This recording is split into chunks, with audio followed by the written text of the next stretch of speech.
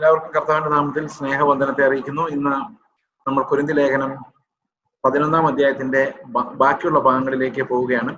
ഇവിടെ നമ്മൾ പ്രധാനമായിട്ടും രണ്ട് വിഷയങ്ങളാണ് ഇന്ന് സംസാരിക്കുന്നത്. ഒന്ന് അപ്പം നുറുക്കൽ എന്ന ശുശ്രൂഷയെക്കുറിച്ചും മറ്റൊന്ന് ദൈവത്തിന്റെ ഡിസിപ്ലിനിങ്ങിനെ കുറിച്ചുമാണ്. ഈ രണ്ട് ഭാഗമാണ് ഈ വാക്യങ്ങളിലൂടെ പ്രധാനമായിട്ടും നമുക്ക് കാണാൻ കഴിയുന്നത്.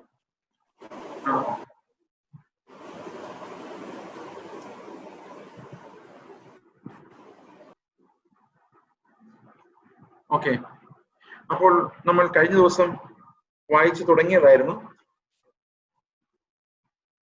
23-ാം വാക്യം മുതലുള്ള ഭാഗങ്ങൾ. ഞാൻ കർത്താവിങ്കിൽ നിന്ന് പ്രാപിക്കുകയും നിങ്ങൾക്ക് ഏൽപ്പിക്കുകയും ചെയ്തത്. അപ്പൊ ചെയ്തതെന്ന് പറയുന്നത് രണ്ട് പാസ്റ്റ് ടെൻസ് അവിടെ ഉണ്ട്. ഒന്ന് കർത്താവ് പൗലോസിനെ ഏൽപ്പിച്ചു എന്ന് മാത്രമല്ല, അപ്പോൾ ഇത് വളരെ വ്യക്തമായ അതോറിറ്റേറ്റീവ് ടീച്ചിങ് ആണ് പൗലോസ് പറയുന്നത്. ഞാൻ കർത്താവിൽ നിന്ന് പ്രാപിക്കുകയും നിങ്ങൾക്ക് ഏൽപ്പിക്കുകയും ചെയ്തു എന്നാൽ കർത്താവായ യേശുവിനെ കാണിച്ചു കൊടുത്ത രാത്രിയിൽ അവൻ അപ്പം എടുത്ത് സ്തോത്രം ചൊല്ലി നുറുക്കി, ഇത് നിങ്ങൾക്ക് വേണ്ടിയുള്ള എന്റെ ശരീരം. കർത്താവ് എന്താ പറഞ്ഞത്? അപ്പം എന്താന്നാ പറഞ്ഞ? നിങ്ങൾക്ക് വേണ്ടിയുള്ള എന്റെ ശരീരം എന്ന് തന്നെയാ പറഞ്ഞത്. അപ്പൊ ഈ അപ്പം യേശുക്രിസ്തുവിന്റെ ശരീരമായി മാറുമോ എന്നൊരു ചോദ്യമുണ്ട്. അത് വലിയൊരു ചോദ്യമാണ്. പക്ഷെ ഇവിടെ കർത്താവ് പറഞ്ഞത് ഇത് എന്റെ ശരീരം തന്നെയാണ്. ശ്രദ്ധിക്കണേ. പക്ഷേ നമ്മളോട് ചെയ്യാൻ പറഞ്ഞേക്കുന്നത് അങ്ങനല്ല. നമ്മളോട് ചെയ്യാൻ പറഞ്ഞിരിക്കുന്നത് ഓർമ്മയ്ക്കായി ചെയ്യുന്നതാണ്. ഇതാണ് അതിന്റെ ആ ഒരു ഗ്രാമർ എന്ന് പറയുന്നത്. When Christ broke the bread, യേശു ക്രിസ്തു അത് മുറിച്ചപ്പോൾ കർത്താവ് പറഞ്ഞു ഇത് എന്റെ ശരീരം എന്ന് പറഞ്ഞാൽ അപ്പം യേശുവിന്റെ ശരീരമായി മാറിയെന്നല്ല, ഇങ്ങനെ ഈ അപ്പത്തെ പോലെ നുറുക്കപ്പെടാൻ പോകുന്നത് എന്റെ ശരീരമാണ്. You look at this bread and see my body being broken for you. പിന്നെ നിങ്ങൾ ഇത് ആചരിക്കുമ്പോഴൊക്കെയും എന്റെ ഓർമ്മയ്ക്കായി ചെയ്യും. എന്തിന്റെ ഓർമ്മയ്ക്കായി? ഈ യാഗത്തിന്റെ നുറുക്കപ്പെട്ട ശരീരത്തിന്റെ ഓർമ്മയ്ക്കായി ചെയ്യും. ഞാൻ കർത്താവിൽ നിന്ന് പ്രാപിക്കുകയും നിങ്ങൾക്ക് ഏൽപ്പിക്കുകയും ചെയ്തെന്നാൽ കർത്താവ് യേശുവിനെ കാണിച്ചു കൊടുത്ത രാത്രിയിൽ അവൻ അപ്പം എടുത്ത് സ്തോത്രം ചെയ്ത് നുറുക്കി. നമ്മൾ കൊരിന്ത്യർ ലേഖനത്തിന്റെ 10-ാം അധ്യായത്തിൽ തന്നെ ഈ വാക്യം പറയുന്നുണ്ട്. നാം അനുഗ്രഹിക്കുന്ന അനുഗ്രഹപാത്രം ക്രിസ്തുവിന്റെ രക്തത്തിന്റെ കൂട്ടായ്മയല്ലയോ. 16 നാം നുറുക്കുന്ന അപ്പം യേശു ക്രിസ്തുവിന്റെ ശരീരത്തിന്റെ കൂട്ടായ്മയല്ലേ. അപ്പം ഒന്നാകൊണ്ട് പലരായ നാം ഒരു ശരീരമാകുന്നു. നാം എല്ലാവരും ഒരേ അപ്പത്തിന്റെ അംശികൾ ആകുന്നുവല്ലോ.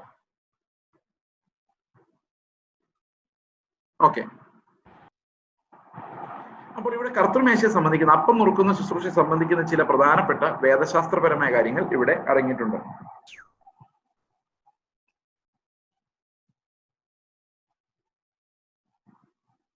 ഇരുപത്തിനാലാം വാക്യം, ഇത് നിങ്ങൾക്ക് വേണ്ടിയുള്ള എന്റെ ശരീരം എന്റെ ഓർമ്മയ്ക്കായി ചെയ്യുന്നു.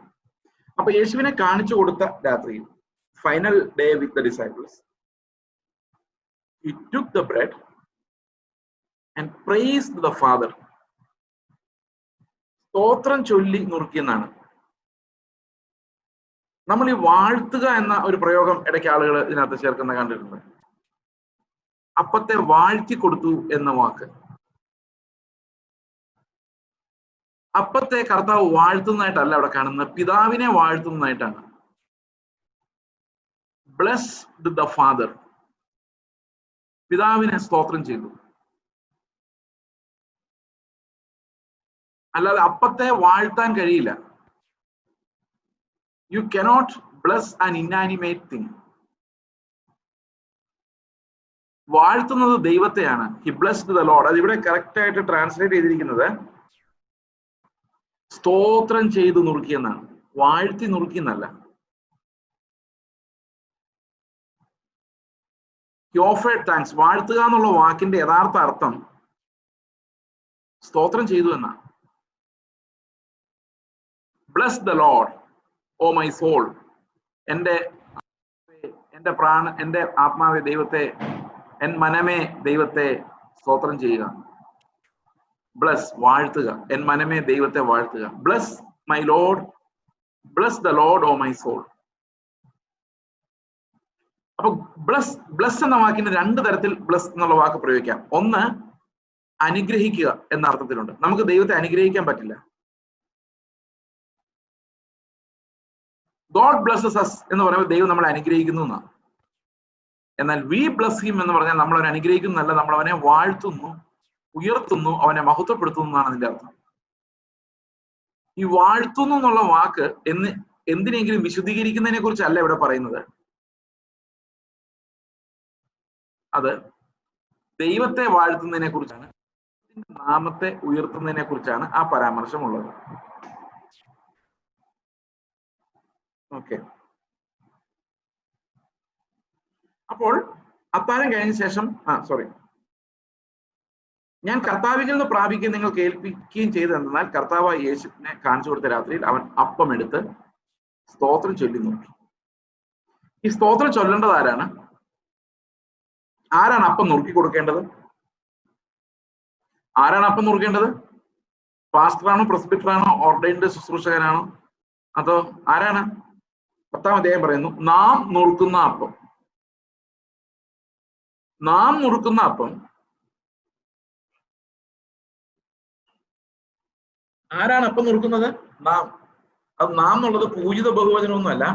അവിടെ എഴുതിയിരിക്കുന്നത്, ഇംഗ്ലീഷ് എഴുതിയിരിക്കുന്നത് ഇങ്ങനെയാണ്, 10:16 The cup which we bless. നാം അനുഗ്രഹിക്കുന്ന പ്രശ്നം, നാം അനുഗ്രഹിക്കുന്ന അനുഗ്രഹപാത്രം. Okay. Is it not the communion of the blood of Christ? അതാ രക്തത്തെയോ വീഞ്ഞിനെയോ വാഴ്ത്തുന്ന കാര്യമല്ല. We bless the Lord and give it as a blessing എന്നാണ്. ദൈവത്തെ വാഴ്ത്തി ഒരു അനുഗ്രഹിക്കപ്പെട്ട കാര്യമായി നൽകുന്നു. നാം നുറുക്കുന്ന അപ്പം, the bread that we break. അപ്പൊ ആരാ നുറുക്കുന്നത്? we break the bread. നമ്മുടെ ശരീരത്തിന്റെ കൂട്ടായ്മയിൽ. എന്തുകൊണ്ടാണ് അവിടെ വി എന്നുള്ള പ്രയോഗം പ്രയോഗിച്ചിരിക്കുന്നത്? എന്തുകൊണ്ടാണ് നമ്മൾ മുറിക്കുന്നത്? അതൊരു ഫെലോഷിപ്പ് ആയതുകൊണ്ടാണ്. എന്തുകൊണ്ടാണ് നമ്മൾ എല്ലാവരും കൂടെ ദൈവത്തെ വാഴ്ത്തുന്നത്? അതൊരു കൂട്ടായ്മ ആയതുകൊണ്ടാണ്. There is no one mediator who perform this thing. ഈ അപ്പം വാഴ്ത്താൻ ഒരു മീഡിയേറ്റർ അല്ലെങ്കിൽ ഒരു കാർമികൻ പുതിയ നിയമത്തിലില്ല, ആവശ്യമില്ല. കാരണം അവിടെ ഒരു വാഴ്ത്തൽ നടക്കുന്നില്ല. അതിന് പ്രത്യേകിച്ച് ഓർഡിനേഷൻ ഉള്ളതുകൊണ്ട് വാഴ്ത്താനോ വാഴ്ത്താതിരിക്കാനോ ഒന്നും പറ്റില്ല.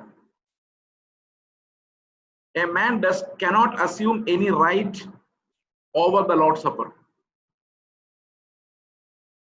കാരണം ഒരു സഭയുടെ കോമൺ അധികാരമാണത്. അപ്പം നമ്മൾ സാധാരണ ഇത് എല്ലാവരോടും നുറുക്കേണ്ടതല്ലേ ചോദിക്കുമ്പം നമ്മൾ പറയുന്ന ആർഗ്യുമെന്റ് എന്ന് പറഞ്ഞാൽ എല്ലാം ചന്തവും ഉചിതവുമായിട്ട് നടക്കണമെന്ന്. കഴിഞ്ഞ ദിവസം പാസ്റ്റർ പ്രസംഗിച്ചപ്പോഴാണ് എനിക്ക് മനസ്സിലായത് എല്ലാം ചന്തവും ഉചിതമായി നടക്കണമെന്നൊരു വാക്യം ബൈബിളിൽ ഇല്ല എന്നുള്ള കാര്യം. അത് നമ്മൾ കണ്ടുപിടിച്ചതാണ്. അങ്ങനെ ഒരു വാക്യം ബൈബിളിൽ ഇല്ല.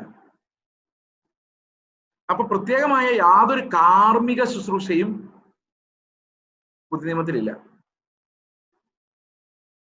അതായത് കുർബാന ചൊല്ലുന്ന ഒരു അച്ഛൻ പുതിയ നിയമത്തിൽ ഇല്ല എന്നർത്ഥം. Apostles never did that.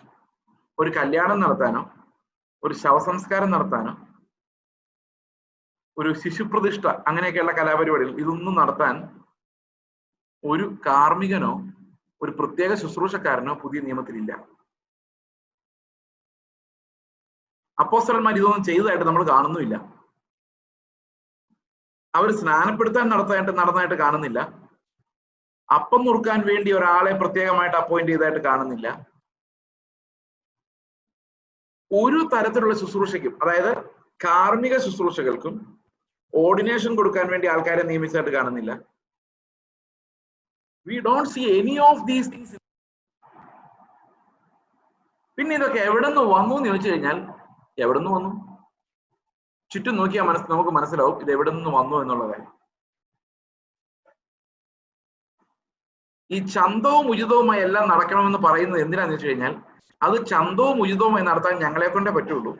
അതുകൊണ്ട് നിങ്ങൾ ഈ കാര്യം നടന്നു കിട്ടണമെങ്കിൽ ഞങ്ങളെ ആശ്രയിക്കണം എന്നുള്ള പൗരോഹിത്യ ധാർഷ്ട്യമാണ് ഇതിന്റെ പുറകിലുള്ളത്.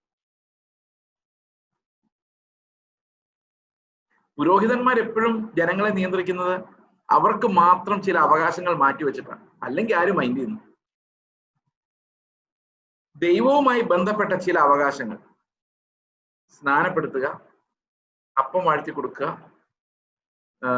കല്യാണം നടത്തിപ്പിക്കുക, ശവസംസ്കാരം നടത്തുക, പിന്നെ എന്തൊക്കെയാ നടത്താറുള്ളത്?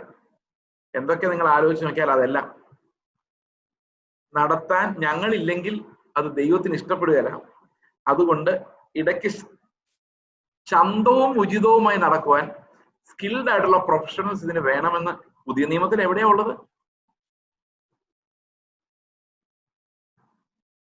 So we are creating A religion, ഒരു മതം ഉണ്ടാക്കിയെടുക്കുകയാണ്. അതായത് ഇടനിലക്കാർ എവിടെ വരുന്നോ, ചില കാര്യങ്ങൾ ചിലർക്കായി റിസർവ് ചെയ്യപ്പെടുമ്പോൾ അവിടെയാണ് മതം സ്ഥാപിക്കുന്നത്.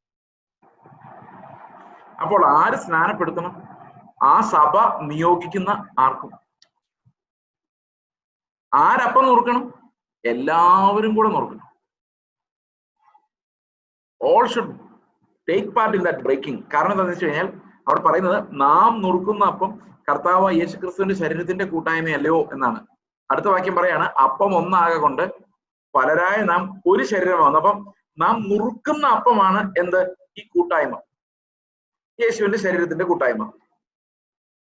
അപ്പോൾ അപ്പം നുറുക്കപ്പെടുമ്പോൾ അത് ഓരോരുത്തരും നുറുക്കുമ്പോഴാണ് ആ കൂട്ടായ്മ ഉണ്ടാകുന്നത്. One body many parts.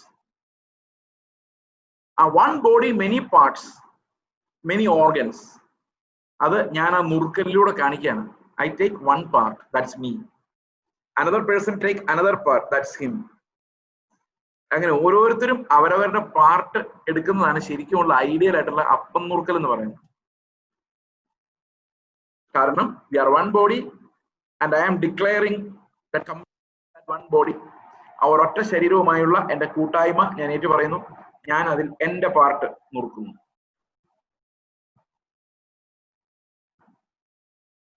അപ്പോൾ കാർമ്മിക ശുശ്രൂഷകൾക്ക് ഇത്ര ഇമ്പോർട്ടൻസ് കിട്ടാനുള്ള കാരണം മതത്തിന് നിലനിൽക്കാൻ അത് ആവശ്യമാണെന്നുള്ളതുകൊണ്ടാണ്. ഈ കാർമ്മിക ശുശ്രൂഷകൾ സഭയിലെ ഏത് മൂപ്പന്മാർക്ക് വേണമെങ്കിലും ചെയ്യാമെന്നൊരവസ്ഥ വന്നു കഴിഞ്ഞാൽ ദ റിലീജിയൻ വിൽ ഡൈ. കാരണം മതം മരിക്കാതെ നോക്കേണ്ടത് ബിസിനസ് മുമ്പോട്ട് പോകാൻ ആവശ്യമാണ്. ഞാൻ ഇത്ര രൂക്ഷമായിട്ട് ഇതിനെക്കുറിച്ച് പറയാനുള്ള കാരണം ഇത് മിനിസ്ട്രി എന്ന് പറയുന്നത് തന്നെ ഇങ്ങനെയുള്ള പരിപാടികളാണെന്ന് തെറ്റിദ്ധരിക്കുന്നത് കൊണ്ടാണ്.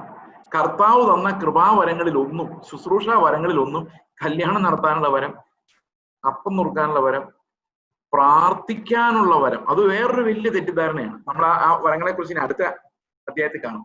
എനിക്കറിയാം എല്ലാവരും മിക്കവാറും വരങ്ങളെ കുറിച്ച് ഞാൻ എന്താ പറയുന്നത് അറിയാൻ വേണ്ടി നോക്കിയിരിക്കുന്ന ആൾക്കാരുണ്ടെന്ന് എനിക്കറിയാം. ഞാൻ നിങ്ങളെ നിരാശപ്പെടുത്തുവോ അതോ സന്തോഷിപ്പിക്കുമോ എന്നുള്ള കാര്യം ഏതാണ്ട് അടുത്ത വെള്ളിയാഴ്ചയോടെ ഒരു തീരുമാനമാവും. ഓക്കെ, പക്ഷെ ഒരു കാര്യം ഞാൻ നിങ്ങളോട് മുൻകൂട്ടി പറയാം, ഞാൻ യാതൊരു വിധത്തിലുള്ള തിയോളജി അതിനകത്ത് കൊണ്ടുവരില്ല. Only the interpretation of the scripture. ഞാൻ ഇന്നേ വരെ അങ്ങനെ ചെയ്തിട്ടുള്ളൂ. ഇപ്പോഴും ആ വ്യാഖ്യാനം ഓഫ് ദ സ്ക്രിപ്ചർ മാത്രമല്ല. ഇപ്പൊ ഫോർ എക്സാമ്പിൾ ഈ വചനത്തിന്റെ വ്യാഖ്യാനത്തിന്റെ ഒരു രീതി ഇതുണ്ടോ, നാം നുറുക്കുന്ന അപ്പം, ആ വാക്യം മാത്രം എടുത്തു, ബാക്കി എല്ലാം പറഞ്ഞേ. നാം നുറുക്കുന്ന അപ്പം കർത്താവായ യേശു ക്രിസ്തുവിന്റെ, നാം നുറുക്കുന്ന അപ്പം കർത്താവായ യേശു ക്രിസ്തുവിന്റെ ശരീരത്തിന്റെ കൂട്ടായ്മയല്ലോ എന്ന് പറഞ്ഞാൽ നമ്മൾ ഈ അപ്പം നുറുക്കുമ്പോൾ യേശു ക്രിസ്തുവിന്റെ ശരീരത്തെയാണ് ഓർമ്മിക്കുന്നത്. അതുപോലെ തന്നെയാണ്, അതാണെന്നല്ല, അതുപോലെ തന്നെയാണ് നാം നുറുക്കുന്നത്. അപ്പം പലരായ നാം ഒരു ശരീരമാകുന്നുവല്ലോ, അതാണ് കൂട്ടായ്മ. We break the bread, one bread. അത്ര ഞാൻ പറഞ്ഞുള്ളൂ. We don't need to bring theology from there and here. Theology ഇല്ലാതെ വചനം പഠിച്ചു നോക്കി, we become free, we become independent. Theology backbone ആയിട്ട് നമുക്കുണ്ട്. അപ്പോസ്റ്റലിക് ഡോക്ട്രിൻ റോമാലേഖനത്തിൽ നമ്മൾ പഠിച്ചിട്ടുണ്ട്. അതിൽ കോംപ്രമൈസ് ചെയ്യാനൊന്നും കഴിയത്തില്ല. നമ്മൾ ഇതുവരെ പഠിച്ചു പോകുന്നില്ല. ഇതെല്ലാം ക്ലിയർ ആൻഡ് പ്ലെയിൻ ആയിട്ട് കർത്താവിന്റെ ദാസന്മാർ, അന്ന് അപ്പോസ്റ്റലന്മാർ എഴുതി വെച്ചിട്ടുണ്ട്. We follow it as it is. അവിടെ ഒന്നും കോംപ്രമൈസ് ചെയ്യാൻ പറ്റത്തില്ല. അതുകൊണ്ട് നമ്മൾ ഓരോ വാക്യവും അതിന്റെ അർത്ഥം എന്തെന്ന് അന്വേഷിച്ചാൽ അബൌട്ട് പ്രാക്ടീസസ്, നമ്മൾ ചെയ്യുന്ന പ്രാക്ടീസുകൾ ബിബ്ലിക്കൽ ആണോ അല്ലയോ എന്നുള്ള കാര്യം നമുക്ക് പെട്ടെന്ന് മനസ്സിലാവും. ഓക്കെ, അപ്പോൾ ഇങ്ങനെയുള്ള ഓരോ കാര്യത്തിനും ദൈവം മനുഷ്യർക്കും ദൈവത്തിനും ഇടയിൽ പുതിയ നിയമത്തിൽ യാതൊരു വിധത്തിലുള്ള ഏജന്റുമാരെയും വെച്ചിട്ടില്ല. ഓക്കെ, അപ്പം ഒന്നാകൊണ്ട് പലരായി നാം ഒരു ശരീരമാകുന്നു, നാം എല്ലാവരും ആ ഒരേ അപ്പത്തിൽ അംശികളാകുന്നുവല്ലോ. അപ്പൊ ഒരംശം ഞാനാണല്ലോ എന്ന്. അപ്പൊ എന്തിനാ ഞാൻ നുറുക്കുന്നത്? Why do I break the bread? Because I am one part of that body.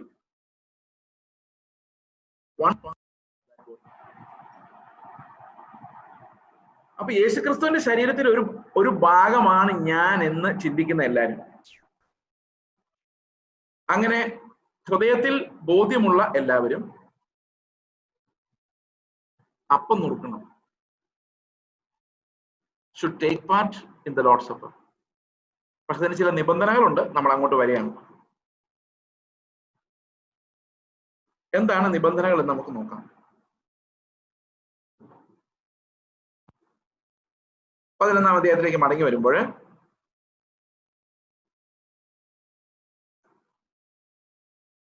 ഇത് നിങ്ങൾക്ക് വേണ്ടിയുള്ള എന്റെ ശരീരം എന്റെ ഓർമ്മയ്ക്കായി ഇത് ചെയ്യുവിനെന്ന് പറഞ്ഞു. 25-ാം വാക്യം. അവണ്ണം തന്നെ അത്താഴം കഴിഞ്ഞ ശേഷം അവൻ പാനപാത്രവും എടുത്തു. ഈ പാനപാത്രം എന്റെ രക്തത്തിൽ പുതിയ നിയമമാകും. ഇത് കുടിക്കുമ്പോഴൊക്കെയും എന്റെ ഓർമ്മയ്ക്കായി ചെയ്യുവിൻ എന്ന് പറഞ്ഞു. ഇത് ഓർമ്മയ്ക്കാണേ. എന്തൊക്കെയാ ഓർക്കേണ്ടത്? യേശുവിന്റെ ശരീരത്തിൽ നമ്മൾ ഓരോരോ അംശികളാണ്. We are part of that one body. നിങ്ങൾ വഴിയിൽ കിടക്കുന്ന എല്ലാവരെയും യേശുവിന്റെ ശരീരത്തിലെ ഭാഗമാണെന്ന് വിചാരിക്കരുത്. അപ്പൊ അവന്റെ രക്തത്തിന് ഒരു വിലയില്ലാതായി പോവാം. അവന്റെ രക്തത്താൽ വിലയ്ക്ക് വാങ്ങിയ അവന്റെ സ്വന്തം ജനം, ഈ വക്രതയുള്ള തലമുറയിൽ നിന്ന് വേർപെടുത്തി വിശുദ്ധീകരിച്ച് യേശുക്രിസ്തുവിന്റെ ഇമേജിൽ നടത്തി അവന്റെ തേജസ്സിലേക്ക് നടത്തുന്ന ആ വിശുദ്ധ ജനം, ആ വിശുദ്ധ ജനമാണ് പറയുന്നത് ഞങ്ങൾ അവന്റെ ശരീരത്തിന്റെ അംശികൾ. ഓക്കെ, ഞാൻ കർത്താവിൽ നിന്ന് പ്രാപിക്കുകയും നിങ്ങൾ കേൾപ്പിക്കുകയും ചെയ്യുന്നാൽ കർത്താവായ യേശുവിനെ കാണിച്ചു കൊടുത്ത രാത്രിയിൽ അവൻ അപ്പം എടുത്ത് സ്തോത്രം ചൊല്ലി, നിങ്ങൾക്ക് വേണ്ടിയുള്ള എന്റെ ശരീരം എന്റെ ഓർമ്മയ്ക്കായി ചെയ്യുമെന്ന് പറഞ്ഞു.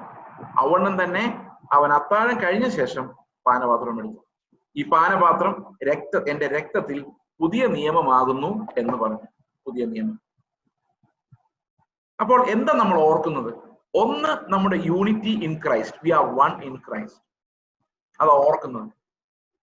അപ്പൊ നമ്മൾ നുറുക്കുമ്പോൾ നമ്മുടെ ഹൃദയത്തിലേക്ക് വരുന്ന എന്താ? അടുത്തിരിക്കുന്ന മത്തായി ചേട്ടനും എല്ലാം ഞാനും എല്ലാം ഒരേ ശരീരമാണ്. യേശുവിന്റെ ശരീരത്തിന്റെ ഒരു അവയവമാണ്. അതാണ് ആദ്യം ഓർക്കുന്നത്. ഇനി രണ്ടാമത് ഓർക്കുന്നത് എന്താ? അപ്പം പാനപാത്രത്തിലൂടെ എന്താ ഓർക്കുന്നത്? His blood is the new covenant. അവന്റെ രക്തത്തിലുള്ള പുതിയ നിയമം. അത് ഓർക്കുന്നത്. പുതിയ നിയമം. കർത്താവെ, മനുഷ്യരുടെയും കൂടെ ഭാഗം ഉണ്ടായിരുന്ന ഒരു പഴയ നിയമമല്ല, ഞങ്ങൾക്ക് വേണ്ടി എന്നേക്കുമായി പൂർത്തിയാക്കിയ യേശുക്രിസ്തുവിന്റെ യാഗത്താലുള്ള നിത്യതയിലേക്ക് ഞങ്ങൾ എത്തിച്ച ആ വിശ്വാസത്തിന്റെ ഉറപ്പും ധൈര്യവും ഞങ്ങൾക്ക് തന്ന ആ പുതിയ നിയമം, ന്യൂ കവനന്റ്, ഞങ്ങൾ അതിനെ ഓർക്കുന്നു. കർത്താവെ, നീ നിന്റെ രക്തത്താൽ ഞങ്ങൾക്ക് നിന്റെ സന്നിധിയിൽ എന്നേക്കും നിത്യമായ ഒരു പ്രവേശനം തന്നതിനായി. Oh Lord, I praise you because this new covenant by the blood of Christ has saved. അതാണ് രക്തത്തിന്റെ കൂട്ടായ്മ. ഈ രണ്ട് കാര്യങ്ങളാണ് നമ്മൾ ഓർക്കുന്നത്. രണ്ട് കാര്യങ്ങൾ എന്തൊക്കെയാ? ഒന്ന്, അപ്പം ഒന്നാകൊണ്ട് പലരായ നാം ഒരു ശരീരം. ഞാനിത് പറയുന്ന ആ വാക്യത്തിന്റെ അതേ ഇന്റർപ്രിട്ടേഷനിലോട്ട് നമ്മൾ പോകുന്നത്. അപ്പം ഒന്നാകൊണ്ട് പലരായ നാം ഒരു ശരീരമാണ്. നാം എല്ലാവരും ആ ശരീരത്തിന്റെ ഭാഗങ്ങളാണല്ലോ, അംശികൾ. I break my part. അത് സ്തോത്രം ചെയ്യുന്നു. രണ്ടാമത്തെ കാര്യം, അപ്പൊ യേശുവിന്റെ ശരീരം എന്ന് ചിന്തിക്കുമ്പോൾ ഒത്തിരി കാര്യങ്ങൾ അതിന്റെ കൂടെ ആലോചിക്കാം. അതായത് പണ്ട് മന്ന തിന്നിട്ട് പൂർവികർ നശിച്ചു പോയ പോലത്തെ അങ്ങനെ ഭൗതികമായൊരു ആഹാരമല്ല. അത് തിന്ന് എന്നേക്കും ജീവിക്കേണ്ടതിന് കർത്താവ് അവന്റെ ശരീരത്തെ നമുക്ക് വേണ്ടി യാഗമാക്കി അത് എനിക്ക് പുതിയ ജീവന് കാരണമായി തീർന്നു. ആ വചനം എന്നിൽ ജീവനായി മാറി. ക്രിസ്തുവിന്റെ ജീവൻ എന്നിൽ വസിച്ചു. അത് ഓർത്ത് ഞാൻ ദൈവത്തിന് സ്തോത്രം ചെയ്യുന്നു. ഓർമ്മ. മറ്റൊന്ന്, പുതിയ കവനന്റിനാലുള്ള വീണ്ടെടുപ്പ്, നിത്യമായ രക്ഷ, എല്ലാം ഓർത്ത് നന്ദി പറഞ്ഞു. ഇനി വേറൊരു കാര്യം പറയുന്നത്, ഓർക്കുന്ന കാര്യം അങ്ങനെയാണെങ്കിൽ ഇനി അടുത്തത് പ്രസ്താവിക്കുന്നത് എന്തെന്നുള്ളതാണ്. What do we declare? Memory and declaration, remembrance and declaration. Remembrance എന്താണ്? I die with Christ.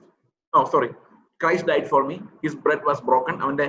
അവന്റെ ശരീരം എനിക്കായി ചിതറപ്പെട്ടു, നുറുക്കപ്പെട്ടു. എനിക്ക് എന്നേക്ക് നിലനിൽക്കുന്ന ആഹാരം അതിലൂടെ ലഭിച്ചു. 2, അവന്റെ കവനന്റ് എന്നെ നിത്യമായ ഒരു ഉടമ്പടിയുടെ കീഴിലാക്കി. That was not made by മാൻ.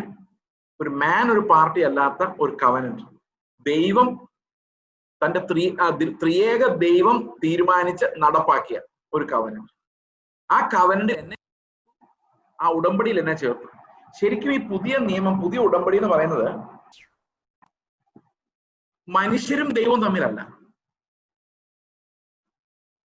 ത്രിയേക ദൈവത്തിലാണ് ആ ഉടമ്പടി ഉള്ളത്.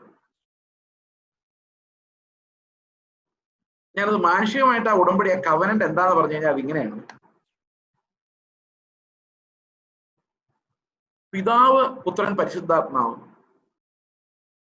എടുക്കുന്ന ഒരു ഉടമ്പടിയാണ് നമ്മളെ രക്ഷിക്കുക എന്നുള്ളത്.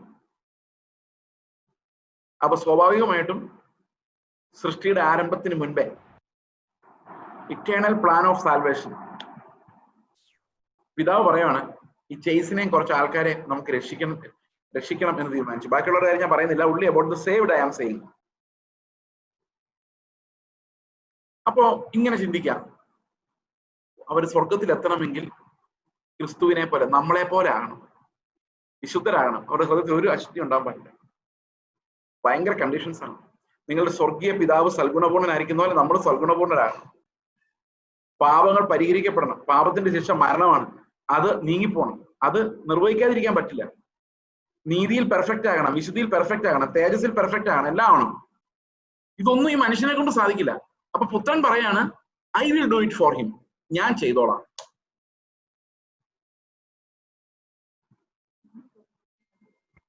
ഞാൻ ചെയ്തോളാം. അതായത് എന്താണോ കവനന്റ് എന്നുള്ളത് ഞാനത് പൂർത്തിയാക്കിക്കൊള്ളാം. I will fulfil the obligations.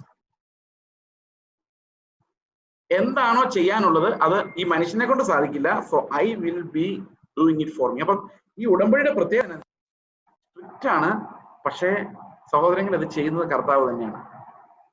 Okay, കർത്താവ് തന്നെയാണ് അത് ചെയ്യുന്നത്. അപ്പൊ ഉടമ്പടി ദൈവത്വത്തിലാണ് നടക്കുന്നത്. നമ്മൾ അതിനകത്ത് നമ്മുടെ ഒരു കണ്ടീഷൻ അതിനകത്തില്ല. We are not, it's not based on a human condition. It's done by eternal God in his God head. അപ്പൊ ദൈവത്തിന്റെ ഒരു തീരുമാനവും ദൈവത്തിന്റെ നടപ്പാക്കലും ദൈവം തന്നെ വരുത്തുന്ന പൂർത്തീകരണവുമാണ് നമ്മുടെ സാൽവേഷൻ എന്ന് പറയുന്നത്. And that happens through the faith that God has given us. ഇതാണ് പുതിയ കവനന്റ് എന്ന് പറയുന്നത്.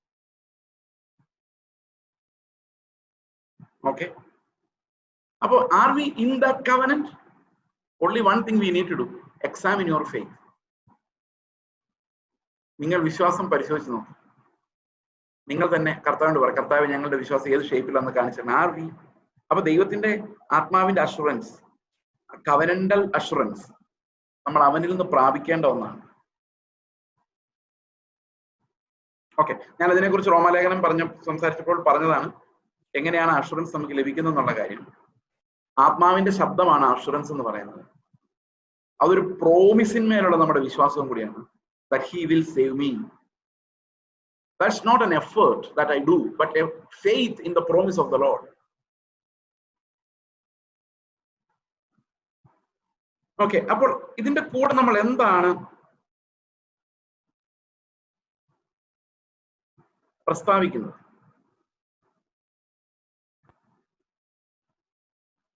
ക്രിസ്തുവിന്റെ മരണമാണ്. That's what we declare.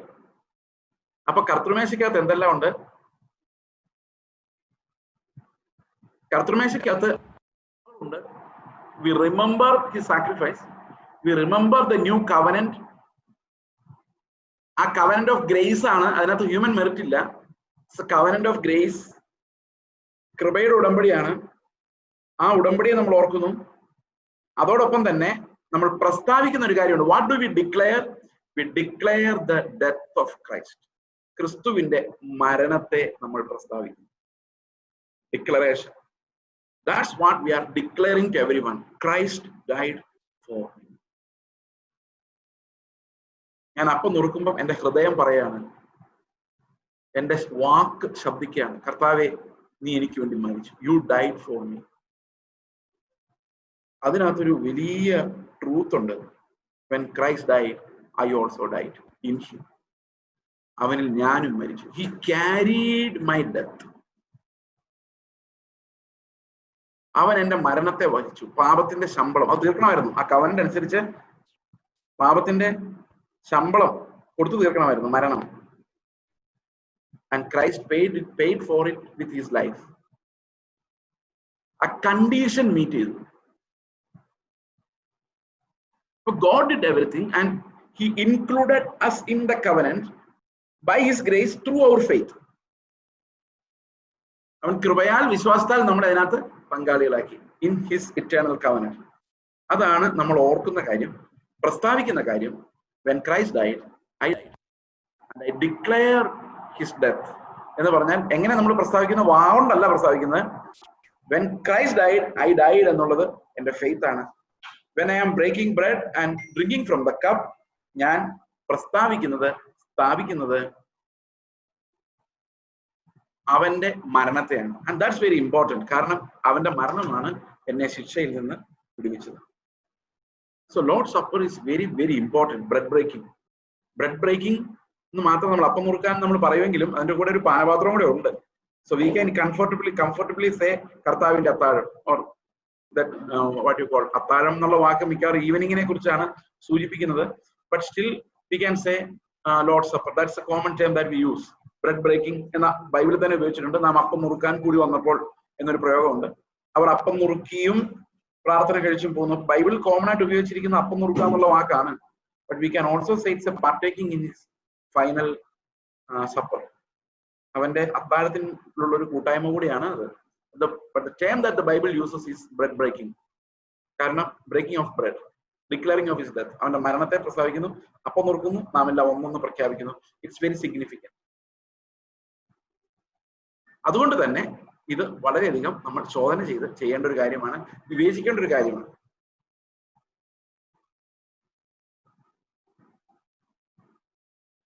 Okay, 26-ാം വാക്യം പറയുന്നു, അങ്ങനെ നിങ്ങൾ ഈ അപ്പം തിന്നുകയും ഈ പാനപാത്രം കുടിക്കുകയും ചെയ്യുമ്പോഴൊക്കെ കർത്താവ് വരുവോളം അവന്റെ മരണത്തെ പ്രസ്താവിക്കുന്നു. അത് ഇംഗ്ലീഷിലെ പഴയ കിംഗ് ജെയിംസ് വേർഷനിൽ എഴുതിയിരിക്കുന്നത് ഷോ ദ ലോർഡ്സ് ഡെത്ത് എന്നാണ്. വാവ്, ദാറ്റ്സ് റിയലി ഗ്രേറ്റ്. കർത്താവിന്റെ മരണത്തെ നമ്മൾ കാണിച്ചു കൊടുക്കുന്നു.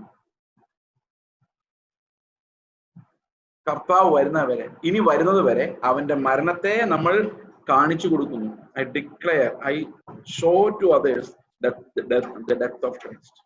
എങ്ങനെയാണ് കർത്താവ് അപ്പം നുറുങ്ങുന്ന പോലെ നുറുങ്ങിയത്, ഷേപ്പ് ഇല്ലാതായത്, അവനെ കണ്ടാൽ ആളല്ലെന്ന് തോന്നുമാർ എങ്ങനെയാണ് ഈ അപ്പം പോലെ നുറുക്കപ്പെട്ടത്. I am showing his death and remembering him. അപ്പോൾ മരണത്തെ പ്രസ്താവിക്കാതെ ഇത് കഴിച്ചാൽ, യേശുക്രിസ്തുവിന്റെ മരണം എന്തിനു വേണ്ടിയായിരുന്നു? ഞാൻ ആരാണ് അതിനകത്ത്? ഞാൻ എങ്ങനെയാണ് ഒരു ശരീരമായി മാറിയത്? യേശുക്രിസ്തുവിന്റെ ഗ്രേസിൽ എന്റെ പങ്കാളിത്തം എന്താണ്? ഇതൊന്നും അറിയാതെ അയോഗ്യമായി അപ്പം തിന്നുകയോ കർത്താവിന്റെ പാനപാത്രം കുടിക്കുകയോ ചെയ്യുന്നവനെല്ലാം ഈ കർത്താവിന്റെ ശരീരവും രക്തവും സംബന്ധിച്ച് കുറ്റക്കാരനാകും. അതുകൊണ്ട് ഇത് യൂണിവേഴ്സിൽ എല്ലാവർക്കും പ്രസാദം പോലെ കൊടുക്കുന്ന ഒരു കാര്യമല്ല. ഇത് കർത്താവിന്റെ നാമത്തിൽ വേറിട്ട് സ്നാനപ്പെട്ടവർക്ക് മാത്രം ലഭിക്കുന്നവർ, അവന്റെ മരണത്തെ പ്രസ്താവിക്കാൻ കഴിയുന്നവർക്ക് മാത്രമേ, ഷോ ഹിസ് ഡെത്ത് ആണ്, അവന്റെ മരണത്തെ കാണിക്കാൻ കഴിയുന്നവർക്ക് മാത്രമേ ഇതെടുത്തിട്ട് കാര്യമുള്ളൂ. ഇന്ന് പലരും പ്രസംഗിക്കുന്നുണ്ട്, യേശുക്രിസ്തുവിന്റെ ശരീരത്തിന്റെ ഓർമ്മയായ അപ്പം കഴിക്കുമ്പോൾ രോഗശാന്തി ഉണ്ടാകുന്നു, അത്ഭുതങ്ങൾ നടക്കുന്നു, അനുഗ്രഹങ്ങൾ വരുന്നു. മരണത്തെ അല്ല അവർ പ്രസ്താവിക്കുന്നു, അവർ പ്രസ്താവിക്കുന്ന ഈ ലോകത്തെയാണ്. Again, again, again, turning back to this filthy world. Okay. അപ്പോൾ എന്ന് വരെയാണ്? കർത്താവിന്റെ വരവ് വരെയും നമ്മൾ അവന്റെ മരണത്തെ പ്രസ്താവിക്കുന്നു. ഓക്കെ. അപ്പോൾ മരണത്തെ കാണിച്ചു കൊടുക്കാൻ ആഗ്രഹമുണ്ടോ? Do you want to show to others death of Christ and my death with him, that I died? ഞാൻ അവരുടെ കൂടെ മരിച്ചു കൊടുക്കാൻ ആഗ്രഹമുണ്ടോ? That's what we need to ask ourselves. ഞാൻ ആ പുതിയ ഉടമ്പടിയിൽ, കർത്താവിന്റെ രക്തത്താലുള്ള പുതിയ ഉടമ്പടിയുടെ ഭാഗമാണോ? ഞാൻ അവന്റെ ജീവൻ പ്രാപിച്ചിട്ടുണ്ടോ? So many questions that we need to ask when we are partaking in this. നമ്മൾ പങ്കെടുക്കുമ്പോൾ ചോദിക്കേണ്ട ഒത്തിരി ചോദ്യങ്ങളുണ്ട്.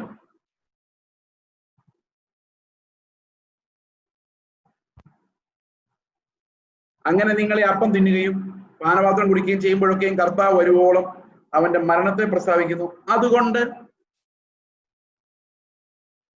അയോഗ്യമായി അപ്പം തിന്നുകയോ കർത്താവിന്റെ പാനപാത്രം കുടിക്കുകയോ ചെയ്യുന്നവനെല്ലാം കർത്താവിന്റെ ശരീരവും രക്തവും സംബന്ധിച്ച് കുറ്റക്കാരനാകും. അതായത് യേശുക്രിസ്തുവിന്റെ ശരീരവും രക്തവും സംബന്ധിച്ച്.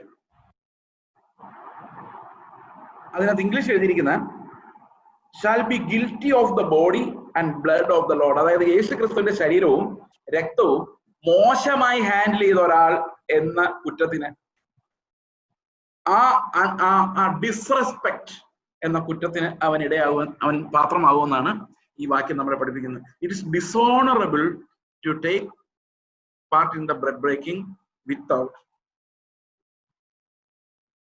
Self examination. ഓക്കെ. അതുകൊണ്ട് അയോഗ്യമായ അപ്പം തിന്നുക. എന്താണ് യോഗ്യത? We need to ask that question. It's important question. എന്താണ് അപ്പം നുറുക്കാനുള്ള നമ്മുടെ യോഗ്യത?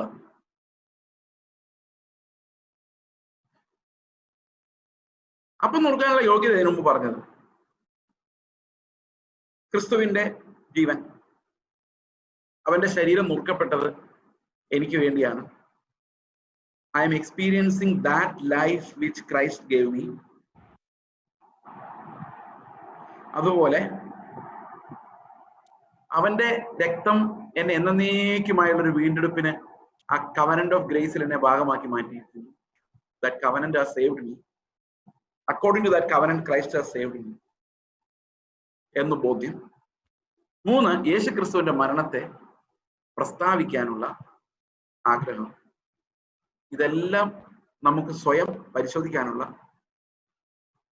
കാര്യങ്ങളാണ്. റിയലി ഒറ്റ ചോദ്യമുള്ളൂ. Are you saved and part of the body of the lord? നിങ്ങൾ വീണ്ടും ജനിച്ച് രക്ഷിക്കപ്പെട്ട് യേശുക്രിസ്തുവിന്റെ ശരീരത്തിന്റെ ഭാഗമായി മാറിയ ആളാണ്. That's only question. This one more thing. ചില ആൾക്കാർ ചോദിക്കാറുണ്ട്, വീണ്ടും ജനിച്ചു കഴിഞ്ഞാൽ കർത്തൃമേശ എടുത്താൽ എന്താ കുഴപ്പം? ബാപ്റ്റിസം പിന്നെ എപ്പോഴെങ്കിലും എടുത്താൽ പോരെ? ആ ചോദ്യത്തിന്റെ ഉത്തരം വളരെ ലളിതമാണ്. ബാപ്റ്റിസത്തിലാണ് നമ്മൾ കർത്താവിന്റെ മരണത്തോടും ഖബറടക്കത്തോടും പുനരുത്ഥാനത്തോടും ഏകീഭവിക്കുന്നത്. That's the beginning of this confession, declaration, confession. യേശുക്രിസ്തുവിന്റെ മരണത്തെ ഞാൻ എൻ്റെ ജീവിതം കൊണ്ട് പ്രസ്താവിക്കുന്നത്, ആ ഒരു പ്രവൃത്തി കൊണ്ട് പ്രസ്താവിക്കുന്നത് ആദ്യ സ്നാനത്തിലൂടെയാണ്. I am joined with him through baptism in my confession. അപ്പൊ ഉടമ്പടിയിൽ ചേർന്നതായിട്ട് പ്രഖ്യാപിക്കാത്ത ഒരാൾ, ദാറ്റ് മീൻസ് യേശുക്രിസ്തുവിന്റെ മരണവുമായി ഐഡന്റിഫൈ ചെയ്യാത്ത ഒരാൾ വന്ന് അവന്റെ മരണത്തെ എങ്ങനെ പ്രസ്താവിക്കും? Once you have to join there and then participate, remember it every day. നമ്മൾ അംഗമായി മാറാത്ത ഒരു കാര്യത്തിൽ നമ്മൾ എങ്ങനെ ഓർക്കും? First we need to be baptised and then we take the bread. അതാണ് കർത്താവ് വെച്ചിരിക്കുന്ന വഴി. കാരണം ഒന്ന് ഇനിഷ്യേഷൻ ആണ്, മറ്റൊന്ന് വീണ്ടും വീണ്ടും ആവർത്തിക്കപ്പെടേണ്ട ഒന്നാണ്. ഓക്കെ. അടുത്ത വാക്യം, അതുകൊണ്ട് അയോഗ്യമായ അപ്പം തിന്നുക, കർത്താവിന്റെ പാനപാത്രം കുടിക്കുക ചെയ്യുന്നവനെല്ലാം കർത്താവിന്റെ ശരീരത്തെയും രക്തത്തെയും, അതിന്റെ കൂട്ടായ്മ ആയതുകൊണ്ട് കർത്താവിന്റെ ശരീരത്തെയും രക്തത്തെയും എങ്ങനെ മിസ്ഹാൻഡിൽ ചെയ്തു, ഡിസോണർ ചെയ്തു, അതിന്റെ കുറ്റമാണ് അവന്റെ മേൽ വരുന്നത്. അപ്പൊ പൗലോസ് കൊരിന്ത് സഭയിൽ ആളോട് പറയാണ്, നിങ്ങൾ ഇങ്ങനെ തിന്നും കുടിച്ചും ചെയ്യേണ്ട ഒരു കാര്യമല്ല ഇത്. ഇതല്ല കർത്താവ് എന്നെ പഠിപ്പിച്ചത്. നിങ്ങൾ അപ്പം നുറുക്കുമ്പോൾ ഇങ്ങനെ അവനവൻ ഫുഡുമായിട്ട് വന്ന് തിന്നുന്ന പരിപാടി അല്ല നമ്മൾ ഒന്നിച്ചുള്ള ആഹാരം എന്ന് പറയുന്നത്. അത് കർത്താവിന്റെ ശരീരത്തിന്റെ ഓർമ്മയാണ്, പുതിയ കവനന്റെ പ്രഖ്യാപനമാണ്. ഇത് നമ്മൾ വിവേചിച്ച്, തന്നെത്താൻ വിവേചിച്ചും ശോധന ചെയ്തും ചെയ്യേണ്ട ഒരു കാര്യമാണ്. പവിത്രതയോടെ, വിശുദ്ധിയോടെ എടുക്കേണ്ട ഒരു കാര്യമാണ് എന്ന് പൗലോസ് അവരെ ഓർപ്പിക്കുകയാണ്. കൊരിന്ത് സഭക്കാർ ഇങ്ങനെ ചെയ്യേണ്ട കാര്യങ്ങൾ അവരെങ്ങനെ ചെയ്തുകൊണ്ടിരുന്നത്? വീട്ടിൽ നിന്ന് എന്തെങ്കിലും കൊണ്ടുവരും, അവരവരുടെ അടുത്ത് കഴിക്കും. They didn't know anything. അവർക്ക് അത് അങ്ങനെയൊന്നും അറിയത്തില്ലായിരുന്നു. ഹൗ ടു ഒബ്സർവ് ദാറ്റ് എന്നുള്ള അറിയത്തില്ലായിരുന്നു. നാം എല്ലാവരും കൂടെ നുറുക്കുമ്പോഴാണ് അതിനകത്ത് ഫെലോഷിപ്പ് ഉണ്ടാകുന്നത്. ഓക്കെ, മനുഷ്യൻ തന്നെത്താൻ ശോധന ചെയ്തിട്ട് വേണം ഈ അപ്പം തിന്നുകയും പാനപാത്രത്തിൽ കുടിക്കുകയും ചെയ്യുവാൻ. അതുകൊണ്ട് ഈ കുറ്റക്കാരൻ ഡിസോണർ ചെയ്തു എന്നുള്ള കുറ്റം വരും. അതുകൊണ്ട് നിങ്ങൾ എന്ത് ചെയ്യണം? തന്നെത്താൻ ശോധന ചെയ്യണം. Examine your self. Examine, but let a man examine himself, and so let him eat of that bread and drink of that cup. അവൻ എന്ത് ചെയ്യണം? ഇതിൽ നിന്ന് കഴിക്കുന്നതിന് മുമ്പ് അവൻ തന്നെത്താൻ ശോധന ചെയ്യണം, എക്സാമിൻ ചെയ്യണം. തിന്നുകയും കുടിക്കുകയും ചെയ്യുന്നവൻ ശരീരത്തെ വിവേചിക്കാഞ്ഞാൽ തനിക്ക് തന്നെ ശിക്ഷാവിധി തിന്നുകയും കുടിക്കുകയും ചെയ്യുന്നു. ഇത് എന്ത് ശിക്ഷാവിധിയാണ് അവർക്ക് കിട്ടാൻ പോകുന്നതെന്ന് നോക്കാം. ഇത് ഹേതുവായി നിങ്ങളിൽ പലരും ബലഹീനരും രോഗികളുമാകുന്നു, അനേകരും നിദ്ര കൊള്ളുന്നു. അപ്പൊ കർത്തൃമേശ എടുക്കുമ്പോൾ ഡിസോണർ ആയിട്ട് എടുക്കുന്ന ആളുകൾ എന്ത് സംഭവിക്കുന്നു? അവർ പലരും ബലഹീനരും രോഗികളുമാകുന്നു, അനേകരും നിദ്ര കൊള്ളുന്നു. അനേകരും മരിച്ചുപോയി എന്നർത്ഥം. They died. അപ്പൊ ശരിക്കും നമ്മൾ ഇതിനെ വളരെ ഗൗരവത്തോടെ കാണേണ്ട ഒരു കാര്യമാണ്. ഈ ശിക്ഷാവിധി എന്താ നമ്മൾ പറഞ്ഞു വരികയാണ്. വാട്ട്സ് ദാറ്റ് ശിക്ഷാവിധി? താഴോട്ട് വായിച്ച് 31-ാം വാക്യം. ഈ വാക്യങ്ങളെല്ലാം നമ്മൾ ഒന്നുകൂടെ ഇപ്പൊക്കെ തന്നെ കാണും. അതിന്റെ ആ ഫുൾ പിക്ചർ കിട്ടാൻ വേണ്ടി ഞാൻ താഴോട്ട് വായിക്കുന്നു. നാം നമ്മെ തന്നെ വിധിച്ചാൽ വിധിക്കപ്പെടുകയില്ല. വിധിക്കപ്പെടുന്നുവെങ്കിലോ നാം ലോകത്തോടു കൂടെ ശിക്ഷാവിധിയിൽ അകപ്പെടാതിരിക്കേണ്ടതിന് കർത്താവ് നമ്മെ ബാലശിക്ഷ കഴിക്കുകയാണ്. അപ്പോ എന്താണ് ശിക്ഷാവിധി എന്നുള്ള കാര്യം നമുക്ക് ചിന്തിക്കാം. 10 പേര് കർത്തൃമേശ എടുക്കുന്നു, സഭയിൽ, ഒരു ലോക്കൽ സഭയിൽ അപ്പം നുറുക്കുന്നു. ഇതിൽ 3-4 പേർക്ക് ഒന്നും മനസ്സിലായിട്ടില്ല. അതായത് അവർ വിവേചിച്ചിട്ടില്ല. യേശുക്രിസ്തു എന്തിനാ മരിച്ചെന്നറിയില്ല, അവന്റെ ശരീരം എന്താ ചെയ്തതെന്ന് അറിയത്തില്ല, അവന്റെ രക്തത്തിലുള്ള പുതിയ ഉടമ്പടിയെ കുറിച്ച് കേട്ടിട്ട് പോലുമില്ല. അവർ വന്ന് എല്ലാവരും കൂടെ തിന്നും കുടിച്ചു പോകും. അത് ഒരു 2-3 പേര് അങ്ങനെ ആയിരിക്കും. പ്രത്യേകിച്ച് കൊരിന്ത് സഭയിലൊക്കെ അങ്ങനെ ആയിരിക്കും. അത് അനുവദിക്കാൻ പറ്റില്ല. That's wrong. അവര് ഇത് തിന്നും കുടിച്ചും ശിക്ഷാവിധിയിലേക്ക് പോവാം.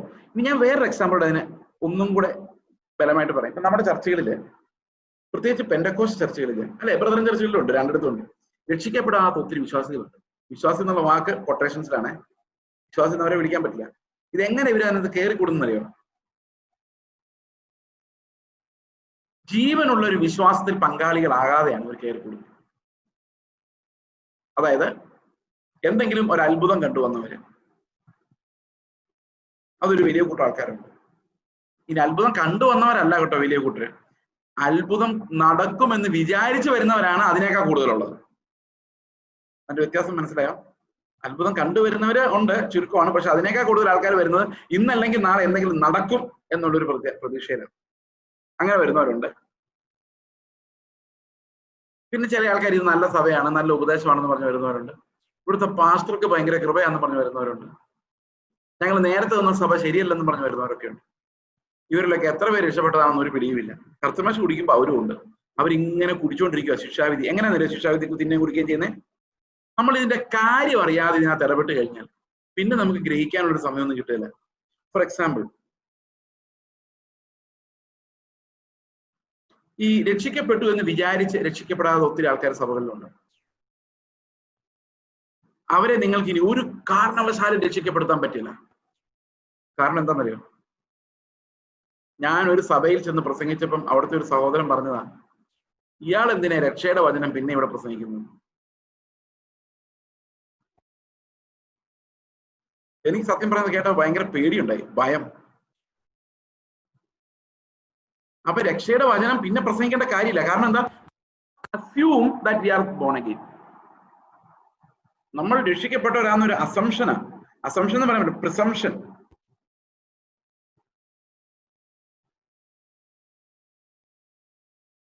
അപ്പൊ ഇങ്ങനെയുള്ള ആൾക്കാർ എന്ത് ചെയ്യുന്നറിയോ?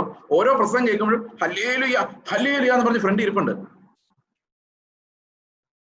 ഓരോ പ്രാവശ്യം ഉറക്കം നീളത്തിൽ പ്രാർത്ഥിക്കുന്നുണ്ട്, നോട്ട് ബോൺ അഗെയിൻ. ഓരോ പ്രാവശ്യവും എല്ലാ ആത്മീക ആക്ടിവിറ്റീസിലുണ്ട്. സെമിനാർ നടത്താൻ പന്തലിടുന്ന അയാളായിരിക്കും,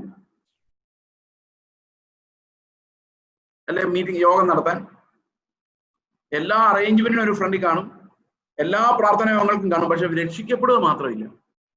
അവരിങ്ങനെ ആത്മീയ കാര്യങ്ങളിൽ ഏർപ്പെടും, അപ്പം നുറുക്കി തിന്നും, അനുമാത്രം കുടിക്കും. പക്ഷെ അത് ശിക്ഷാവിധി. കാരണം അവർ നാളെ കാണുകയല്ല അവിടെ. തന്നെയുമല്ല ഇവരൊന്ന് രക്ഷപ്പെടുത്തി എടുക്കാനും പറ്റും. നിങ്ങൾ രക്ഷിക്കപ്പെട്ടത് എങ്ങനെയാണെന്ന് ചില ആൾക്കാരോട് ചോദിച്ചു നോക്കണേ. അവർ പറയുന്ന ഒരു പ്രധാനപ്പെട്ട തമാശ എന്താണെന്ന് വെച്ച് കഴിഞ്ഞാൽ, അത് പണ്ട് ഞങ്ങളുടെ വീട്ടിലൊരു ശുശ്രൂഷം വന്നു, സുശേഷം വന്നു. അവരിങ്ങനെ പറഞ്ഞു തന്നു, കർത്താവ് നമുക്ക് വേണ്ടി മരിച്ചു, നിങ്ങൾ വിശ്വസിക്കുന്നുണ്ടോ എന്ന് വെച്ചാൽ ഞങ്ങൾ വിശ്വസിക്കുന്നുണ്ടെന്ന് പറഞ്ഞു. എന്നാ ഇത് പ്രാർത്ഥന ചൊല്ലാൻ പറഞ്ഞു. 2 മിനിറ്റ് കൊണ്ട് പ്രാർത്ഥന ചൊല്ലി. ഞങ്ങൾ അങ്ങനെ രക്ഷിക്കപ്പെട്ടതാണ്. കേട്ടിട്ടുണ്ടോ ഇത്?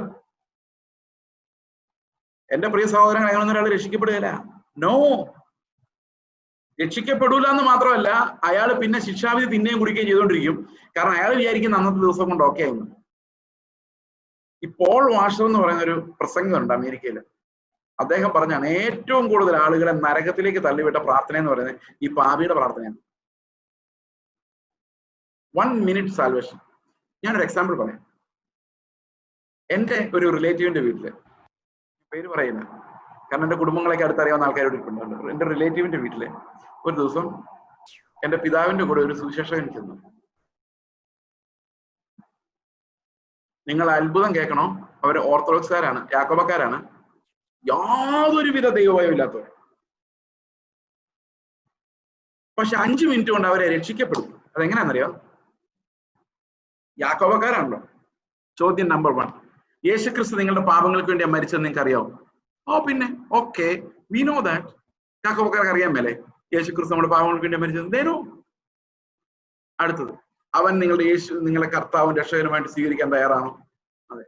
നിങ്ങൾ പാപികളാണെന്ന് നിങ്ങൾക്കറിയാം. പിന്നെ ഞങ്ങൾ എപ്പോഴും പാപത്തിൽ എന്നൊരു പ്രാർത്ഥന, കർത്താവ് ഞങ്ങൾ പാപികളാണ്, യേശുക്രിസ്തുവിനെ രക്ഷകനായി സ്വീകരിക്കും. ഓക്കെ, അവർ ഏറ്റുപറഞ്ഞു. പിറ്റേ ദിവസം ഒരു യാക്കോബ് പോയി. ഒരു വ്യത്യാസം അവരുടെ ജീവിതത്തിൽ ഉണ്ടായില്ല. പക്ഷെ ലിസ്റ്റിൽ അവർ സേവ്ഡ് ആണ്. ഇനി എങ്ങനെയെങ്കിലും അവരെ ബന്ധിപ്പിച്ച് വലിച്ചു കയറ്റി നമ്മുടെ ചർച്ചിലോട്ടും കൂടെ കൊണ്ടുവരാൻ പറ്റിയാൽ പിന്നെ അവർക്ക് ജീവിതത്തിൽ രക്ഷിക്കപ്പെടേണ്ട. കാരണം they think this prayer has saved them. പ്രിയ സഹോദരങ്ങളെ, ഒരു കണ്ണുനീരും നമ്മളെ രക്ഷിക്കില്ല, ഒരു പ്രാർത്ഥനയും നമ്മളെ രക്ഷിക്കില്ല. രക്ഷിക്കുന്ന ദൈവത്തിന്റെ കൃപയാണ്, രക്ഷിക്കുന്നത് ദൈവമാണ്, രക്ഷിക്കുന്ന ദൈവമാണ്. Our tears cannot save us. Only the blood of Christ can save us. A human work cannot save anyone. അങ്ങനെ ഒരു പ്രാർത്ഥനയിലൂടെ രക്ഷിക്കപ്പെട്ടതിനകത്ത് ഇന്ന് വന്നു കഴിഞ്ഞാൽ പിന്നെ അവർ രക്ഷിക്കപ്പെടുകയും ഇല്ല. രക്ഷിക്കപ്പെട്ടെന്ന് വിചാരിക്കുകയും ചെയ്യും. ഇത് തിന്നുകയും കുടിക്കുകയും ചെയ്തുകൊണ്ടിരിക്കും. ശിക്ഷാവിധി വന്നുകൊണ്ടിരിക്കും. ഇത് ഒരു കാരണവശാലും ഈ ചെയിൻ ബ്രേക്ക് ചെയ്യാൻ പറ്റില്ല. ഇതിങ്ങനെ പോയിക്കൊണ്ടിരിക്കും. അവര് തമ്മിൽ തല്ലും വഴക്കുണ്ടാക്കും, അങ്ങോട്ടും ഇങ്ങോട്ടും കുതികാല വിട്ടും. സ്വർഗത്തെ കുറിച്ച് ഒരു ദർശനവും ഉണ്ടാവില്ല. ഈ ആളുകളെ തമ്മിൽ വഴക്കുണ്ടാക്കിച്ചും ബഹളം ഉണ്ടാക്കിയും പ്രശ്നം ഉണ്ടാക്കിക്കൊണ്ടിരിക്കുക. നിങ്ങളുടെ ചുറ്റും അങ്ങനെയൊക്കെ ഒന്നുള്ള ആൾക്കാരുണ്ടായിരിക്കുമല്ലോ, ഒന്ന് നോക്കിയാൽ മനസ്സിലാവും.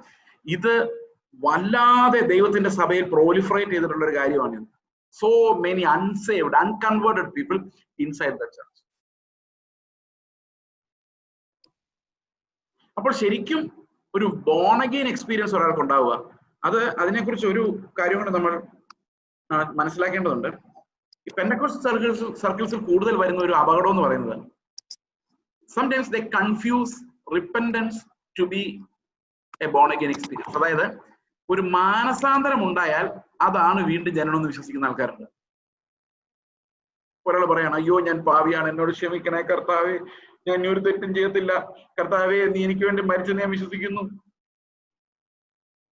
എന്റെ പാപങ്ങളെല്ലാം നീ ക്ഷമിക്കണേ. Okay, fine, good. മാനസാന്തരം ഉണ്ടായി. വീണ്ടും ജനിച്ചോ? ഈ മാനസാന്തരം ഉണ്ടായ ശേഷം അവര് പിന്നെയും പോയി പാപം ചെയ്യും. വീണ്ടും മാനസാന്തരം ഉണ്ടാവും, പിന്നെയും പാപം ചെയ്യും. Are they born again? അവർ ഉയരത്തിന്ന് ആത്മാവിനാൽ പുതിയ സൃഷ്ടിയായി മാറിയോ? Did they become children of God, forgiven, accepted, adopted, sanctified? No, അറിയില്ല. അപ്പൊ റിപ്പന്റൻസ്, അപ്പൊ പിന്നെ പ്രസംഗിക്കുന്നത് എന്താ? ബോൺ അഗെയിൻ എക്സ്പീരിയൻസിനെ കുറിച്ചല്ല പ്രസംഗിക്കുന്നത്. നിങ്ങൾ മാനസാന്തരപ്പെടും ജീവിതകാലം. എങ്ങനെ വീണ്ടും ജനിക്കുന്ന പറയുന്നില്ല. So many people are just regretting their sins but not being born again. അപ്പൊ അവരിതെല്ലാം ഈ യേശുക്രിസ്തുവിന്റെ കവനന്റിനെ കുറിച്ച് ഓർക്കുക. ഞാൻ ഈ CSI പള്ളിയിലായിരുന്നപ്പോഴ്, പണ്ട് CSI പള്ളിയിലായിരുന്ന എങ്ങനെയാന്ന് വെച്ച് കഴിഞ്ഞാല് ഈ ഓർത്തഡോക്സ് മടുത്ത് ഞാൻ CSI പള്ളിയിൽ പോയി കുറച്ച് നാൾ, ഒരു 2 വർഷം. ഞാൻ രക്ഷിക്കപ്പെടുമ്പോൾ ഞാൻ CSI പള്ളിയിലാണ് പോകുന്നത്. രക്ഷിക്കപ്പെട്ട് കഴിഞ്ഞ് 2 വർഷം കഴിഞ്ഞാണ് ഞാൻ സ്നാനം എടുക്കുന്നത്. അപ്പൊ CSI പള്ളിയിൽ ഒരു ഗുണമുണ്ട്, അത് പറയാതിരിക്കാൻ പറ്റത്തില്ല. സപ്പോസ് ഒരു ചർച്ചില് ഒരു 5000 പേരുണ്ടെന്ന് വിചാരിച്ചു. 5000 വേണ്ട, നമുക്ക് അത്ര ആയി കഴിഞ്ഞാൽ പ്രശ്നം. ഒരു 500 പേര് മതി. അത്രയൊക്കെയാണോ? 500-700 ഉണ്ടെന്ന്. ഇതിനകത്ത് നിങ്ങൾ രക്ഷിക്കപ്പെട്ടതാണോ എന്ന് ചോദിച്ചു കഴിഞ്ഞാൽ ഒരു 90% ആൾക്കാർ രക്ഷിക്കപ്പെട്ടതല്ലെന്നേ പറയുള്ളൂ. കാരണം അവർക്ക് കല്യാണം നടത്തണമെങ്കിൽ രക്ഷിക്കപ്പെടണമെന്നില്ല, ശവണക്ക് നടത്തണമെങ്കിൽ രക്ഷിക്കപ്പെട്ട ആളായിരിക്കണം എന്നില്ല, സഭയുടെ ഒരു ശുശ്രൂഷയ്ക്ക് രക്ഷിക്കപ്പെട്ടതാണോ ആരും ചോദിക്കില്ല.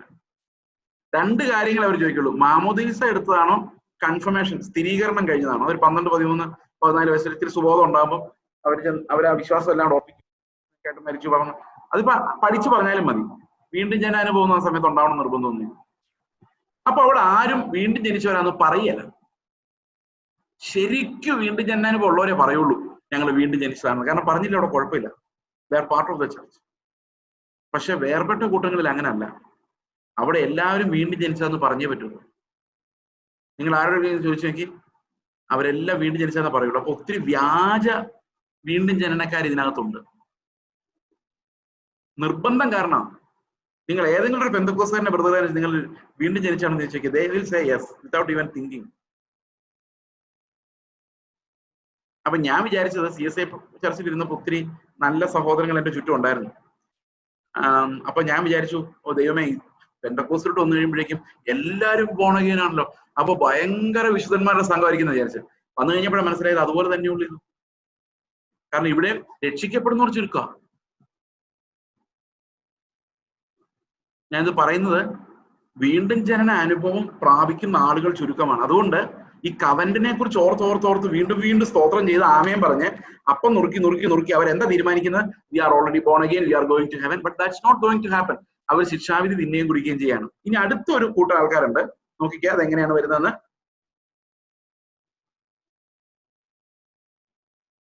നാം നമ്മെ തന്നെ വിധിച്ചാൽ വിധിക്കപ്പെടുകയില്ല. 30-ാം വാക്യം നോക്കിയേ. ഇത് ഹേതുവായി നിങ്ങളിൽ പലരും, അവരെല്ലാം രക്ഷിക്കപ്പെടാത്തവരാണെന്ന് ഞാൻ പറയുന്നില്ല കേട്ടോ, രക്ഷിക്കപ്പെടാത്തവരും ഉണ്ട് ഈ കൂട്ടത്തിൽ. ഇത് ഹേതുവായി നിങ്ങളിൽ പലരും ബലഹീനരും രോഗികളുമാകുന്നു, അനേകരും നിദ്ര കൊള്ളുന്നു. Some have died. ആ മരിച്ചവരെല്ലാം അവിശ്വാസികളാവണം നിർബന്ധമൊന്നുമില്ല. അവിശ്വാസികളെല്ലാം കർത്തൃമേശ ഉടനെ തട്ടിപ്പോണമെന്നില്ല. ചില ആളുകൾക്ക് അങ്ങനെയൊക്കെ സംഭവിച്ചിട്ടുണ്ടെന്ന പൗലോസ് പറയുന്നത്, അല്ല എല്ലാവർക്കും അല്ല. Some of you. അടുത്ത വാക്യം നോക്കി, 31-ാം വാക്യം. നാം നമ്മെ തന്നെ വിധിച്ചാൽ വിധിക്കപ്പെടുകയില്ല. ഒറ്റ പണിയുള്ളൂ രക്ഷപ്പെടാൻ. എന്ത് ചെയ്തോണം? വേറെ ആരെയും വിധിക്കരുത്, അവനവനെ വിധിച്ചോണം. കർത്താവെ, ഞാനാണ് പാപിന്ന് എന്നെ അങ്ങ് വിധിച്ചോ. അപ്പൊ എനിക്കത് ഉള്ളിൽ ആത്മാവിൽ ഞാൻ പാപിയാണെന്നും കർത്താവ് എന്നെ വീണ്ടെടുത്തു, അവന്റെ വീണ്ടെടുപ്പാണ് ഞാൻ എന്നെ സെലിബ്രേറ്റ് ചെയ്യിപ്പിക്കുന്നു എന്ന് ഞാൻ എന്റെ ഉള്ളിൽ അത് കാണുമ്പോൾ I convict myself, not others. എന്നെ തന്നെ ഞാൻ കാണാൻ ശ്രമിക്കുകയാണെങ്കിൽ എന്ത് സംഭവിക്കും? ദൈവം നമ്മളെ വിധിക്കില്ല എന്ന് പറയുന്നത്. കാരണം അങ്ങനെയാണ് ഇവിടുത്തെ പ്രോമിസ്. അപ്പം ദൈവം നമ്മളെ വിധിക്കാതിരിക്കണമെങ്കിൽ നമ്മളെ വിധിക്കണം, വേറെ ആരെയും വിധിക്കരുത്. നാം നമ്മെ തന്നെ വിധിച്ചാൽ വിധിക്കപ്പെടുകയില്ല. വിധിക്കപ്പെടുന്നുവെങ്കിലോ നമ്മെ തന്നെ വിധിച്ചാൽ വിധിക്കപ്പെടുകയില്ല. ഇനി ഇൻ കേസ് ഒരു വിധി നമുക്കിവിടെ ഉണ്ടാവുകയാണ്, വിധിക്കപ്പെടുന്നുവെങ്കിലോ നാം ലോകത്തോടുകൂടെ ശിക്ഷാവിധിയിൽ അകപ്പെടാതെ. അപ്പം 2 തരം കാര്യങ്ങളാണ് ലോകത്തും ഈ സഭയ്ക്കകത്ത് നടക്കുന്നത്, കർത്തൃമേശയിലും അല്ലാതെ ഒക്കെ. ഒന്ന്, ശിക്ഷാവിധിയിലേക്ക് പോകുന്ന വ്യാജത്തിൽ കടന്നു കൂടിയിട്ടുള്ള ആൾക്കാര്, they will go to ശിക്ഷാവിധി. And another group, they don't grow. അവർ പിന്നെയും പലതരം അവസ്ഥകളിൽ, അതായത് അവരുടെ ആ ഓട്ടത്തെ അശ്രദ്ധമാക്കി കളയുന്ന ആളുകളുണ്ട്. അവർക്ക് എന്താ സംഭവിക്കുന്നത്? അവര് ലോകത്തിന്റെ കൂടെ ശിക്ഷാവിധിയിൽ അകപ്പെടാതിരിക്കേണ്ടതിന് ദൈവം അവരെ ബാലശിക്ഷ കഴിക്കുന്നു, ഡിസിപ്ലിൻ ചെയ്യുന്നു, എന്ന് പറഞ്ഞാൽ നല്ല അടി വെച്ച് കൊടുക്കുന്നു. അതിനകത്ത് രോഗം വരാം, മരണം വരെ വരാം. അതാ മുകളിൽ എഴുതിയിരിക്കുന്നത്, സം പീപ്പിൾ ഡൈ, അല്ലെ? ചിലർ ചത്തും പോകും. കാരണം അതിങ്ങനെ ഉള്ളൂ. കർത്താവ് പറയാണ്, നീ ലോകത്തിൽ ഇറങ്ങി കളിച്ചത് മതി, നല്ലപോലെ ഡെർട്ടി ആകുന്നുണ്ട്, നീ എത്ര പറഞ്ഞാലും മനസ്സിലാകുന്നില്ല, so I M calling you back. That's it. ഒരു കളിച്ച് ബഹളം ഉണ്ടാക്കി ചെളി വാരി അടിച്ച് അങ്ങനെ സ്വയം ഡർട്ടി ആയിക്കൊണ്ടിരിക്കുമ്പോൾ അമ്മ ഒരു വടിയുമായിട്ട് വന്ന് 2 പൊട്ടിയിൽ കൊടുത്തിട്ട് കേറി പോടാ വീട്ടിലെന്ന് പറയുന്നതിനെയാണ് ഈ ഡിസിപ്ലിനിങ് എന്ന് പറയുന്നത്. He can no longer play in this world. 33-ാം വാക്യം, ആകയാൽ സഹോദരന്മാരെ, നിങ്ങൾ ഭക്ഷണം കഴിപ്പാൻ കൂടുമ്പോൾ അന്യോന്യം കാത്തിരിപ്പിൻ. നിങ്ങൾ വേറൊരാൾക്ക് വേണ്ടി കാത്തിരിപ്പിൻ. എല്ലാവരും ഒന്നിച്ചത് കഴിക്കുന്നു. ഇതൊരു നല്ല പ്രാക്ടീസ് ആയിട്ട് എനിക്ക് തോന്നുന്നുണ്ട്.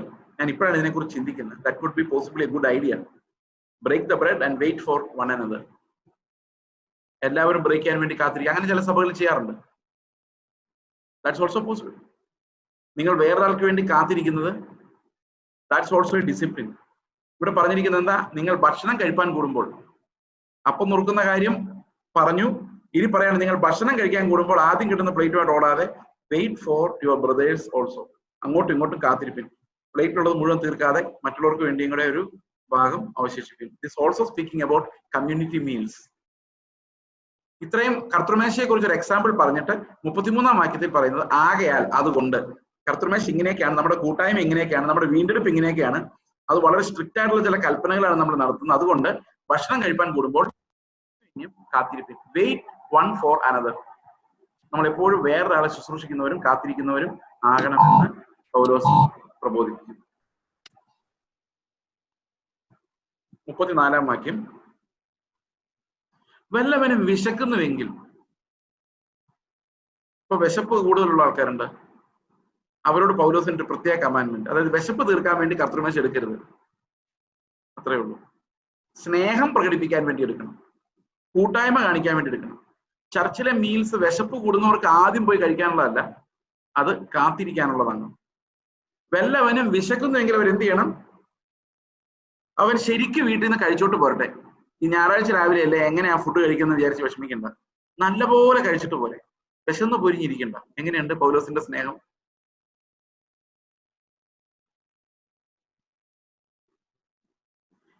ഈ കൂടി വന്ന ശേഷം ഈ തിന്നുന്ന കാര്യം വെച്ച് ശിക്ഷാവിധിയും ബാലശിക്ഷയും ന്യായവിധിയും ഒക്കെ ഉണ്ടാകാതിരിക്കാൻ വേണ്ടി നിങ്ങൾ വീട്ടിൽ വെച്ച് സ്വസ്ഥമായി ഭക്ഷണം കഴിച്ചിട്ടിങ്ങുക. എന്നിട്ട് ഇവിടെ ഒരു സ്നേഹം പ്രകടിപ്പിക്കും, പങ്കുവയ്ക്കും, കാത്തിരിക്കും. അങ്ങോട്ടും ഇങ്ങോട്ടും കാത്തിരുന്ന് അത് ശിക്ഷാവിധിക്ക് കാരണമാകാതെ, സഹോദരനെ വിധിക്കാൻ നടക്കാതെ, സ്വയം നല്ലവനെന്നോ മിടുക്കനെന്നോ പുകഴാതെ, കർത്താവ് നമുക്ക് വേണ്ടി എന്താണ് ചെയ്തതെന്ന് ഓർത്ത് മറ്റുള്ള ഒരാൾക്ക് വേണ്ടി കാത്തിരിക്കും. ശേഷം കാര്യങ്ങളെ ഞാൻ വന്ന ശേഷം ക്രമപ്പെടുത്തും. അപ്പൊ കുറെ കാര്യങ്ങൾ ഇനിയും ക്രമപ്പെടാനുണ്ട്. അപ്പൊ എല്ലാ സഭകൾക്കും കൂടെ ഉള്ളത് ഇത്രയേ ഉള്ളൂ. ഇനി ഇവർക്കുള്ളത് ഇവർ സ്പെഷ്യലായിട്ട് പൗലോസിനെ കൊടുത്തോളും.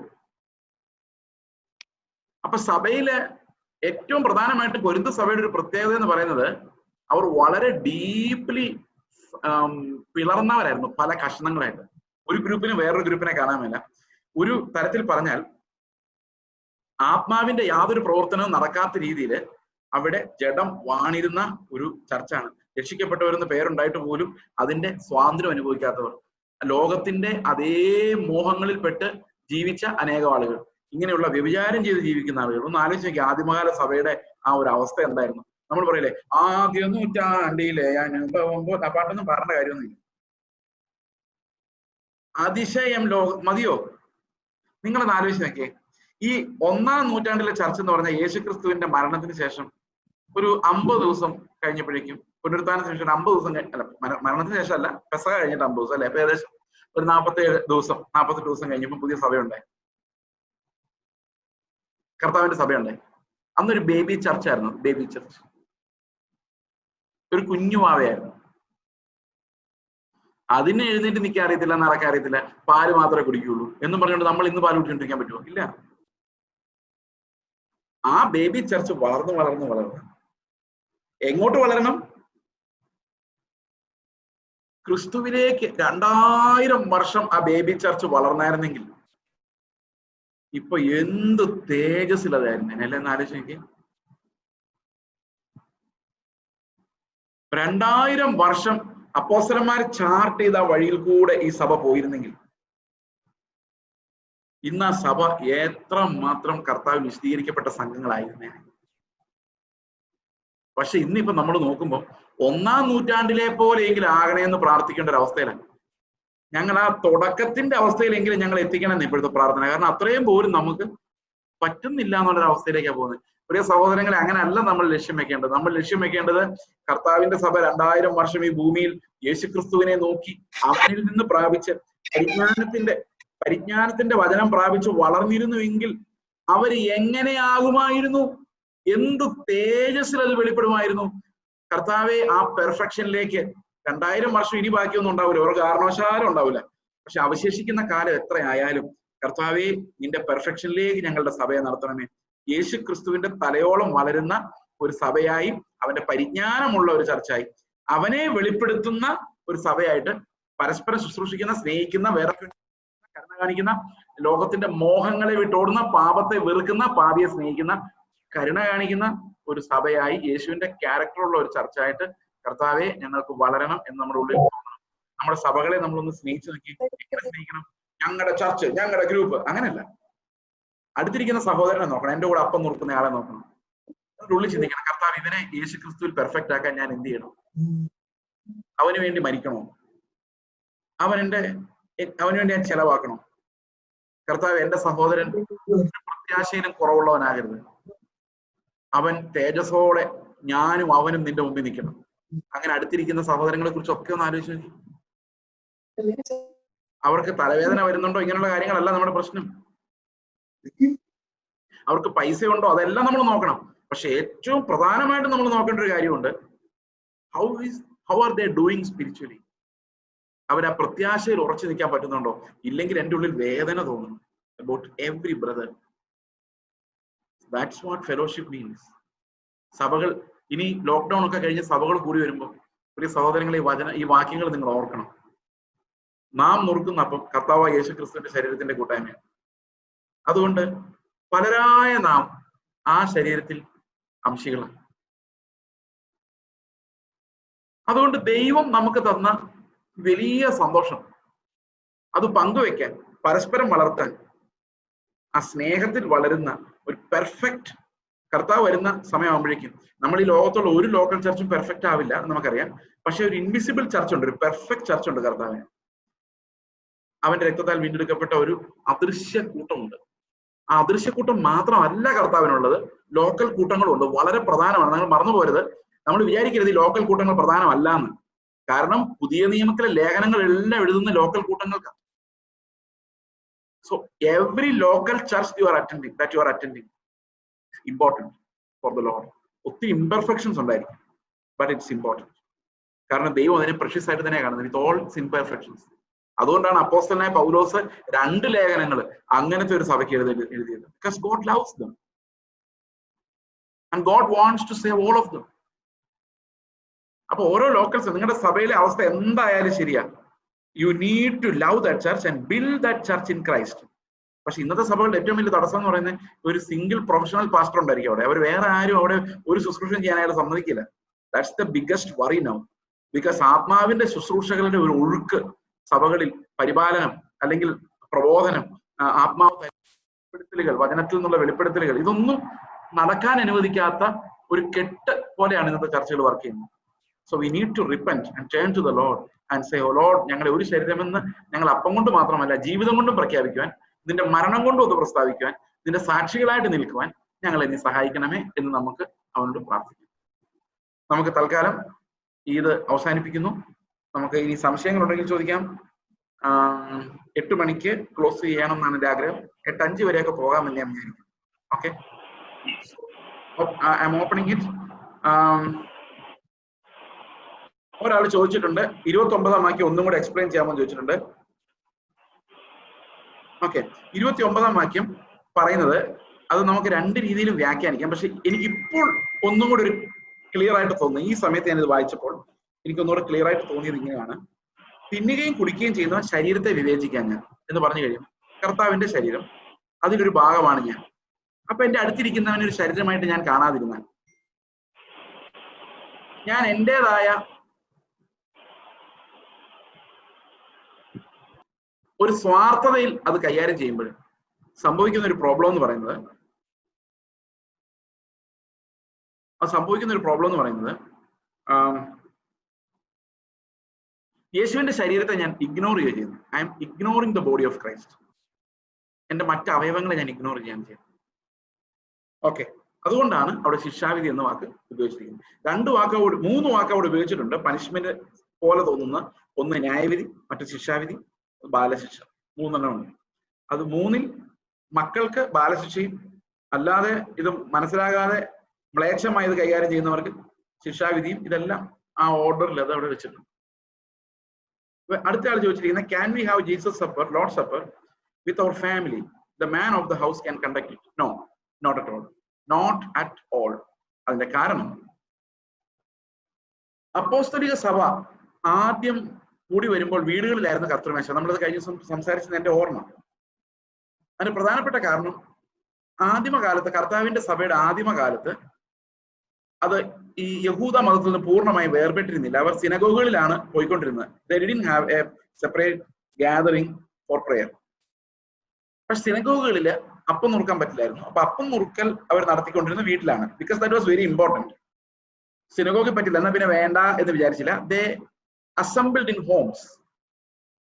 അത് ഒരാളുടെ വീട്ടിൽ ആ ഫാമിലി അല്ല അപ്പം നുറുക്കുന്നത്. നോ, ഓരോരോ വീടുകളിലാണെന്ന ചർച്ചുകൾ, സഭകൾ. ആ സഭകളുടെ കൂടിവരവാണ്, സഹോദരങ്ങളുടെ കൂടി. പലരായ നാം എങ്ങനെ ഒരു ശരീരമാകുന്നു? ഒരു വീട്ടിൽ നോക്കുമ്പോൾ ഏറ്റവും വലിയ പ്രോബ്ലം പലരായ നാമല്ല, യേശുവിന്റെ നാമത്തിൽ കൂടി വന്നതുമല്ല. നാച്ചുറൽ അസംബ്ലി ആണ്, അല്ലെ? നമുക്ക് സ്വാഭാവികമായി ഉണ്ടാകുന്ന കുഞ്ഞുങ്ങളാണ്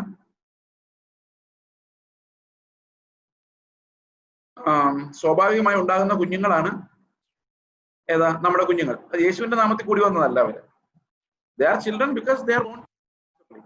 നാച്ചുറൽ അസംബ്ലി ആവുന്നുള്ള ഒരു കുടുംബം എങ്ങനെ പോയാലും നാച്ചുറൽ അസംബ്ലി എടുക്കേണ്ടതല്ല, കർത്താവിന്റെ നാമത്തിൽ കൂടി വരുമ്പോൾ ചെയ്യേണ്ടതാണ് കർത്താവിന്റെ ശരീരത്തിന്റെ celebration. We cannot do that. അടുത്ത ചോദ്യം മത്തായിയുടെ സുവിശേഷം 26-ന്റെ 26 മുതൽ 28 വരെയുള്ള വാക്യങ്ങളെ കുറിച്ചാണ്. നമുക്ക് ആ വാക്യം ഒന്ന് വായിക്കാം. മത്തായി 26 മുതൽ 28 വരെയുള്ള വാക്യങ്ങൾ. പിന്നെ അവൻ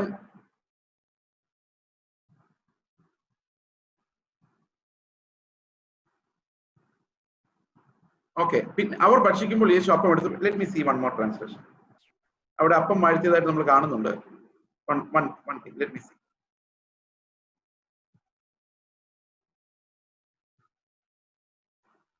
മാത്യു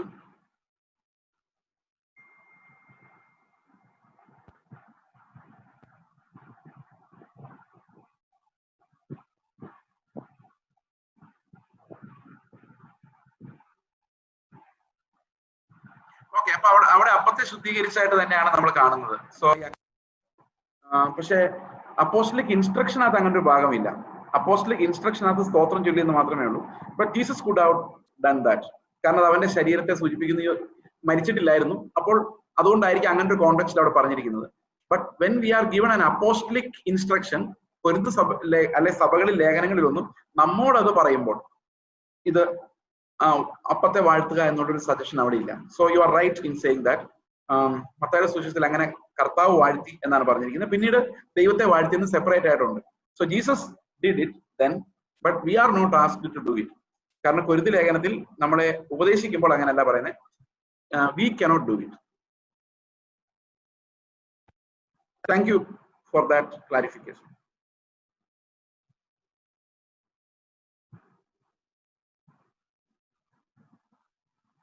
എനിത്തിങ് എൽസ്?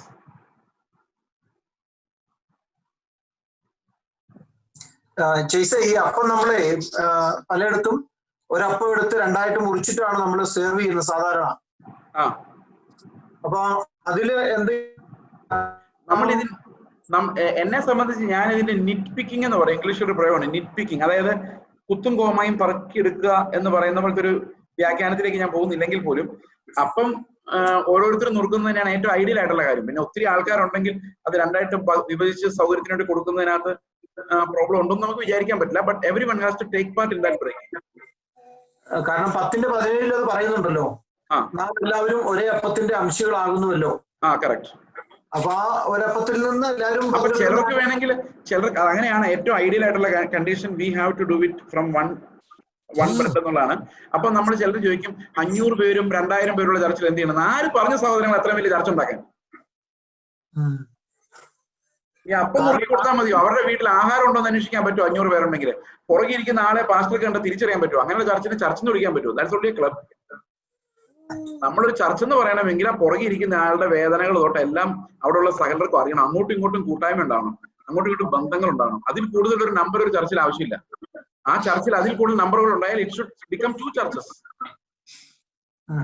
തന്നെയല്ല, അതില് നമ്മളിപ്പം വായിക്കുന്നതേ നാം ആഴ്ചയുടെ ആദ്യ ദിവസം അപ്പം നുറുക്കുവാനായിട്ട് കൂടി വന്നപ്പോൾ എന്നാണല്ലോ വായിക്കുന്നത്. അതെ അതെ. അപ്പം നിശ്ചയമായിട്ട് നമുക്ക് ചെറിയൊരു കൗണ്ട് ആണെങ്കിൽ അല്ലെങ്കിൽ കുറച്ചു പേരെ ഉള്ളെങ്കിൽ അത് അങ്ങനെ തന്നെ സമയം കൂടുതൽ എടുത്താണെങ്കിലും അത് ചെയ്യുന്നതല്ലേ ഉചിതം. ക്ലിയർ ആയില്ലല്ലോ ബിജു ബ്രദർ, പറയാം. അതായത് ഇപ്പൊ ഞാൻ പറയുന്നത് ഒരപ്പത്തിൽ നിന്ന് നമ്മൾ അപ്പം നുറുക്കാനാണ് കൂടി വരുന്നത്. അപ്പൊ അത് അല്പസമയം എടുത്താണെങ്കിലും ആ ഒരപ്പത്തിൽ That's always better. ഒരപ്പത്തിൽ നമ്മൾ നുറുക്കുന്നതിനാണ് ഏറ്റവും ഉചിതമായിട്ടുള്ള കാര്യം. We need to practise it. ഞാൻ വിശ്വസിക്കുന്നു നമ്മുടെ ചർച്ചിൽ അങ്ങനെ തന്നെയാണ് ചെയ്യുന്നത്. We are serving only one bread. ആ 1 ബ്രെഡിൽ തന്നെയാണ് എല്ലാവരും നുറുക്കേണ്ടത്. അതാണ് കറക്റ്റ് ആയിട്ടുള്ള സ്ഥിതി. കാരണം we are all partaking in that bread. Okay. പിന്നെ ബിജു ബ്രദർ ഓർപ്പിച്ച സ്ഥിതിക്ക് ഞാൻ ഒരു കാര്യം കൂടെ ഇതിന്റെ കൂടെ ചേർക്കാൻ ആഗ്രഹിക്കുന്നു. How often should we take the lord's supper? എത്ര പ്രാവശ്യം നമ്മൾ എടുക്കണം, എപ്പോഴൊക്കെ എടുക്കണം എന്നുള്ളൊരു ചോദ്യമുണ്ട്. അപ്പോസ്റ്റലിക് പ്രാക്ടീസ് എന്ന് പറയുന്നത് ഏറ്റവും കുറഞ്ഞത് ആഴ്ചയിൽ 1 എന്നുള്ളതാണ്. അവർ ആഴ്ചവട്ടത്തിന്റെ 1-ാം നാളിൽ എന്തായാലും അപ്പം നുറുക്കാൻ കൂടി വന്നിരുന്നു. ചിലർ വ്യാഖ്യാനിക്കുന്നുണ്ട് ദിനംപ്രതി അവർ കൂടി വന്നപ്പോൾ അവർ ദിനംപ്രതി വീടുകളിൽ കൂടി വന്നു അപ്പം നുറുക്കി പ്രാർത്ഥിച്ചു എന്നൊക്കെ ഒരു വാക്യം പറയുന്നുണ്ട് ആദ്യത്തെ വാക്യത്തില്. പക്ഷെ at least every Sunday when we gather, when there is A worship gathering, സ്തോത്രം ചെയ്യുന്നതിനുള്ള ഒരു വർഷിപ്പ് ഗ്യാതറിംഗ് ആഴ്ചവട്ടത്തിന്റെ 1-ാം നാളിൽ, അപ്പോസ്തല പ്രവൃത്തികൾ 20:7 പറയുന്നത് അവർ ആഴ്ചവട്ടത്തിന്റെ 1-ാം നാളിൽ അപ്പം നുറുക്കുന്നതിനായി കൂടി വന്നപ്പോൾ. So they assembled together just with one thing in their mind, break the bread. So breaking the bread എന്ന് പറയുന്നത് it's a very special thing practiced by early apostles. അത് അവർ ചെയ്തുകൊണ്ടിരുന്ന അറ്റ്ലീസ്റ്റ് ആഴ്ചവട്ടത്തിന്റെ 1-ാം നാളിൽ അത് ചെയ്യുവായിരുന്നു. പക്ഷെ നമുക്കിന്ന് ഈ കൊറോണയുടെ പശ്ചാത്തലത്തില് ഒരുപക്ഷെ നിങ്ങൾ ചോദിക്കുക ആഴ്ചവട്ടത്തിന് 1-ാം നാളിൽ നടക്കുന്നില്ലല്ലോ. സി, എല്ലാ സമയത്തും ഇപ്പം ബെഡ് റിഡൺ ആണെങ്കിൽ നമുക്ക് കർത്തമേശ എടുക്കാൻ സാധിക്കില്ല. Okay, suppose you are bed ridden, we cannot partake in the lord's supper. നമ്മൾ ദൂരദേശത്ത് എവിടെയെങ്കിലും ആണെങ്കിൽ നമുക്ക് ചെയ്യാൻ പറ്റില്ല. നമ്മുടെ ഒരുപക്ഷെ വീട്ടുകാരുടെ then we cannot do it. So ഒത്തിരി രീതിയിൽ നമുക്കിത് മാറി. ഇപ്പോൾ സാഹചര്യങ്ങൾ, ഇത്രയും മരണകരമായ സാഹചര്യങ്ങൾ ചുറ്റുമുണ്ടായിരുന്നു. ഇറ്റ്സ് നോട്ട് പോസിബിൾ ഫിസിക്കലി, ശാരീരികമായി നമുക്കത് പോസിബിൾ അല്ലാതെ വരുന്ന സാഹചര്യത്തിൽ തീർച്ചയായിട്ടും അത് എടുക്കാൻ പറ്റില്ല. എടുക്കണം എന്ന് പറയുമ്പോൾ when it is possible we should not refuse it. എല്ലാ ഞായറാഴ്ചയും എടുക്കണം. പിന്നെ 4 ആഴ്ച കൂടുമ്പോൾ ഒന്ന് പ്രാർത്ഥിച്ച്, പ്രത്യേക വിശുദ്ധി ഒന്നും നമുക്ക് പ്രാർത്ഥിച്ചുണ്ടാക്കാൻ പറ്റില്ല. Every sanctification comes only by faith. വിശ്വാസത്താൽ മാത്രമാണ് വിശുദ്ധീകരണം സംഭവിക്കുന്നത്. So you cannot have a special 3-day session for having Lord's supper. ചില ചർച്ചകൾ അങ്ങനെ പ്രാക്ടീസ് ചെയ്യുന്നുണ്ട്. I'm not questioning them. This is the wisdom that I got from the Bible, that we should have it as often as possible, possibly every Sunday. ഒരു ചോദ്യം, one more question. ഒരു ചോദ്യം ഇവിടെ എഴുതിയേക്കുന്നത്,